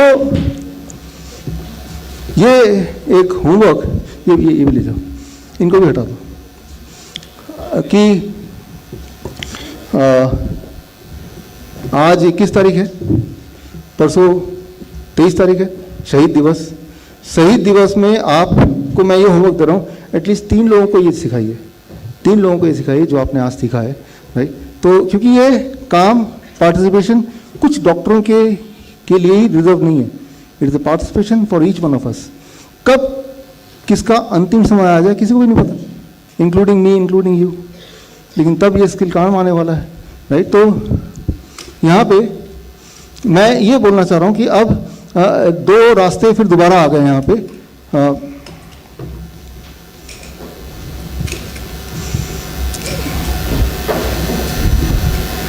दो रास्ते फिर दोबारा आ गए। एक रास्ता तो वो था कि हॉस्पिटल ले जाने वाला, और दूसरा रास्ता वो है कि हम घर पे बचाएं। अगर उसी इंसान को हॉस्पिटल ले जाएंगे तो वो क्या करता है, तो वो क्या होता है, यहाँ पे आप दोबारा से एक बार वापस करता हूँ मैं इसको। पहला तो टाइम गया, 4-5 मिनट 10 मिनट चले गए, तो इंसान वैसे वापस नहीं आ सकता। दूसरा हॉस्पिटल में जाएंगे तो वो CPR करेगा, आपको क्या करना है, CC करना है, जो कि वो करेगा नहीं, सुनेगा भी नहीं डॉक्टर को, राइट। तीसरा आता है इपिनेफ्रिन। ये एक तरह का मेडिसिन है, वो डेड बॉडी को दिया जाता है ताकि उस मेडिसिन से प्रेशर बिल्डअप हो जाए बॉडी में, और उस ब्लड प्रेशर से कई बार वो इंसान जिंदा हो जाता है। लेकिन ये इपिनेफ्रिन आपके पास है क्या घर पे? ये तो है ही नहीं। क्या आप दे सकते हैं क्या? वो तो दे ही नहीं सकते। तो ये सोच के अगर आप ले जाएं, लेकिन अब ये देखा गया कि 2 तरह के पेशेंट्स पूरी दुनिया में देखा गया, एक जिनको सिर्फ कार्डिक कंप्रेशन दिया गया और एक कार्डिक कंप्रेशन प्लस इपिनेफ्रिन दिया गया। तो ये देखा गया कि जिनको इपिनेफ्रिन साथ में दिया गया, उनके जो मृत्यु के, उनके जो वापस आने के चांसेस हैं, that was less, right. And secondly उनके अगर वो वापस आ भी गए, जिंदा हो भी गए, तो उनके जो न्यूरोलॉजिकल डिफेक्ट्स हैं वो कई गुना ज़्यादा थे इन कंपैरिजन टू जिनको ये दवाई नहीं दी गई। तो ये दवाई को डिसकंटिन्यू करने की एक लेवल पे बात चल रही है पैरामेडिक 2 ट्रायल आने के बाद, लेकिन उसको रियल डिसकंटिन्यू करने के लिए वो हॉस्पिटल्स कब मानेंगे वो एक अलग बात है। लेकिन evidence are against giving this medicine. तो अगर वो पेशेंट को, डेड बॉडी को हॉस्पिटल ले जाते हैं, तो वो क्या होगा कि वो ये दवाई देंगे, बिकॉज वही उनके पास हथियार है, वही टूल है, वही हथौड़ा है, राइट, वही उनको दे देंगे, राइट। तो इन कंपैरिजन टू अगर आप नहीं ले जाते हैं तो वो दवाई लेने से वो डेड बॉडी बच जाएगा, राइट। और इसके अलावा ये सारे एविडेंसेस हैं अगेंस्ट दोज ड्रग्स जो इंजेक्ट किए जाते हैं डेड बॉडी में। अब 3 स्टेप प्रोटोकॉल कार्डियक अरेस्ट में क्या करना है, कार्डियक अरेस्ट या क्लिनिकल डेथ में क्या करना चाहिए। 3 स्टेप प्रोटोकॉल। पहला step chest compression, not CPR। अब दूसरा स्टेप है AED। AED क्या है, इसको समझने की जरूरत है। ऑटोमेटेड डिफिब्रिलेटर है। ये एक छोटी सी मशीन है। ये अगर आप हर कॉलोनी में एक रख लेंगे, राइट, ये 1 लाख से 1.5 लाख के बीच में आता है, राइट। आपने देखा होगा हॉस्पिटल्स में, कभी टीवी में देखा होगा कि जैसे ही हार्ट अटैक और कार्डियक अरेस्ट का पेशेंट एक्चुअली, कि उसको एक इस्त्री की तरह कोई गर्म सा कुछ लगा देते हैं, इलेक्ट्रिक शॉक, और वो एकदम झटका लेता है। देखा ना आपने, राइट।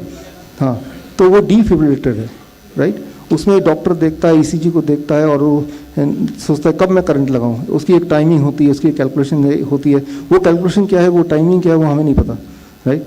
तो आपको क्या करना है, ऑटोमेटेड लेना है, राइट। ऑटोमेटेड में आपको नहीं करना। जिस तरह से मान लो ब्लड प्रेशर चेक करना है, लेकिन ब्लड प्रेशर चेक करने के लिए आपको स्टेथोस्कोप लगाना पड़ेगा, उससे उस ब्लड प्रेशर, वो जो आवाज़ है उस आवाज़ को आइडेंटिफाई करना पड़ेगा, जो हमें नहीं पता। तो हम क्या करते हैं, ऑटोमेटेड ब्लड प्रेशर मॉनिटर लेते हैं ना, उसमें कोई भी कर सकता है ना आराम से। और मैंने देखा है कंपेयर करके, ऑटोमेटेड ब्लड प्रेशर जब लेते हैं इन कंपैरिजन टू अगर स्टेथोस्कोप से करें, एक्यूरेसी में कुछ खास फर्क नहीं दिखा मुझे, राइट। मैं अपने पेशेंट को जब दोनों तरह से करता हूँ, तो जो हम कान से वो करते हैं स्टेथोस्कोप से, और automated, it is quite comparable. तो हमें वो स्टेथोस्कोप की स्किल की आवश्यकता ही नहीं है, हम तो ऑटोमेटेड ब्लड प्रेशर मॉनिटर ले लेंगे। ब्लड प्रेशर के कॉन्टेक्स्ट में बता रहा हूँ। सिमिलरली डिफिब्रिलेटर है, राइट। ये जो डिफिब्रिलेटर है, अगर ये हो और इससे वो मरे हुए पेशेंट को जिंदा करने के चांसेस, जब तक वो ये नहीं आता, क्योंकि ये तो हमेशा हम लटका के तो नहीं घूम सकते, राइट। CPR कर रहे हैं, तब तक आपने आवाज़ लगा दी कि ये लेके आ जाओ, राइट। जैसे कि फॉरेन कंट्रीज़ में हर मॉल में, हर, अभी इंडिया में तो एयरपोर्ट में भी हर जगह अवेलेबल होता है, उसी तरह से जिस तरह से यहाँ पे फायर एक्सटिंग्विशर वगैरह हर जगह अवेलेबल है ना, तो फायर एक्सटिंग्विशर की तरह ही यही हर जगह होता है। शीशा तोड़ के और इसको निकाल लो, और फिर इसको जब लगाएंगे, इसको लगा के यूज़ करना उतना ही आसान है जितना कि ऑटोमेटेड ब्लड प्रेशर मॉनिटर होता है, राइट। तो ये अपने आप ही इसमें से इंस्ट्रक्शन आएगा, अब दूर हटो, अब ग्रीन बटन दबाओ, अब इसका दोबारा से कार्डियक कंप्रेशन शुरू करो। और ये जो प्रोग्राम है, ये प्रोग्राम, इसके अंदर जो सॉफ्टवेयर है वो बार बार चेंज करते रहते हैं वो लोग, डिपेंडिंग ऑन नए एविडेंसेस क्या है। लेकिन हॉस्पिटल में जो वो करेगा, वो डॉक्टर, वो उसने जो सीखा था वो वहीं पे चिपका रहता है, वो नयापन को पढ़ने की कोशिश नहीं करता है। इसीलिए कई मायने में ये डिफिब्रिलेटर जो है ये ज़्यादा अच्छा है इन कंपैरिजन टू अगर यही वाला चीज़ अगर हॉस्पिटल में उसका किया गया, राइट। तो यहाँ पे अगर हम वापस आते हैं, इस पर 3 स्टेप है, cardiac compression, and while the cardiac compression carrying on AED, right. Automated defibrillator को लेके आना है और उसको लगा देना है, फिर इसके इंस्ट्रक्शन को फॉलो करना है। और इसके इंस्ट्रक्शन फॉलो करेंगे तो लगभग 5, 10, 15 मिनट में पेशेंट रिकवर कर ही जाता है। उसके बाद भी नहीं करता है, फिर छोड़ देते हैं लोग, समझ जाते हैं कि नहीं हो सकता, क्योंकि 83% अगर जिंदा होते हैं तो 15%, 20% कई बार जिंदा नहीं भी होते हैं, तो वो वाले परसेंटेज में आ गया, छोड़ दिया उसको, राइट। और कई बार क्या होता है, वो जिंदा वापस आ जाता है लेकिन वो कोमा में चला जाता है, ब्रीदिंग है, पल्स है, लेकिन वो सोया हुआ है। अगर ऐसी कंडीशन में है तो थर्ड स्टेप क्या है, हाइपोथर्मिया। हाइपोथर्मिया मतलब उसकी जो डिग्री, उसकी ठंडी जगह पर रख देना है, बर्फ़ से उसके बॉडी में लगा के और टेम्परेचर कम करके उसकी 1 डिग्री टेम्परेचर कम करना होता है। अनफॉर्चुनेटली भारत के हॉस्पिटल में ये जो हाइपोथर्मिया वाला जो स्टेप है, तीसरा स्टेप, इसको फॉलो नहीं करते। क्यों नहीं फॉलो करते हैं वो भगवान जानता है क्यों नहीं करते, लेकिन करते नहीं है, ये पक्का पता है, ठीक है ना। तो अब देखिए, अगर हम कंपेयर करते हैं हॉस्पिटल वर्सेस होम, हॉस्पिटल मतलब ज़्यादातर लोग जो जाएंगे हॉस्पिटल में जाएंगे उनके साथ क्या होगा, पहली चीज़ उनका टाइम लॉस्ट होगा, राइट, कि वो 4 मिनट निकल ही गए। दूसरी चीज़, जाएंगे तो इपिनेफ्रिन को झेलना पड़ेगा वो डेड बॉडी को, जो कि अगर वो जिंदा हो भी गया तो न्यूरोलॉजिकल प्रॉब्लम के साथ जिंदा होगा। तीसरी चीज़ सीपीआर होगी उस पर, ना कि कार्डियक कंप्रेशन। सीपीआर अच्छा है लेकिन उससे कई गुना ज़्यादा अच्छा कार्डियक कंप्रेशन है। तीसरा, तो उसको डिफिब्रिलेटर से करेगा, जो कि वो डॉक्टर के ऊपर है, वो कब डिफिब्रिलेटर लगाना चाहता है। ऑटोमेटेड से करेंगे तो ये ज़्यादा एडवांस्ड है। और पांचवा जो सबसे इंपॉर्टेंट है कि अगर वो कोमा में चला गया है तो उसको भारत के हॉस्पिटल में, जितना मैंने पता किया है, हाइपोथर्मिया का यहाँ पे जो एक ट्रेडिशन नहीं है, ये इसको इग्नोर करते हैं। जबकि ये घर पे है तो आप बर्फ़ वगैरह ला के उस पेशेंट को 24 घंटे तक, जब तक वो कोमा से बाहर नहीं निकलता, 24 घंटे में निकल जाता है अक्सर, वो फिर आएगा, वो ठीक हो जाएगा। तो फॉर्चुनेटली अगर आप देखें, ये सारे जो स्टेप्स हैं, ये कोई ऐसा स्टेप नहीं है कि जो घर पे नहीं हो सकता, जो हॉस्पिटल में हो सकता है, राइट। पहली बात तो हॉस्पिटल में और उसमें आपने फ़र्क देख लिया, तो ये है। तो मैं ये बोलना चाह रहा हूँ, ये बुक पढ़ेंगे, अभी ये ट्रेनिंग जो है ये सिर्फ एक बेसिक इनिशिएशन है, ऐसा नहीं कि आपको सब कुछ सीख ले, लेकिन हमारा जो टाइम फ्रेम हमारे पास अवेलेबल है, उस टाइम फ्रेम में जितना कुछ हो सकता है वही चीज़ मैं आपको बता रहा हूँ, राइट, ताकि एक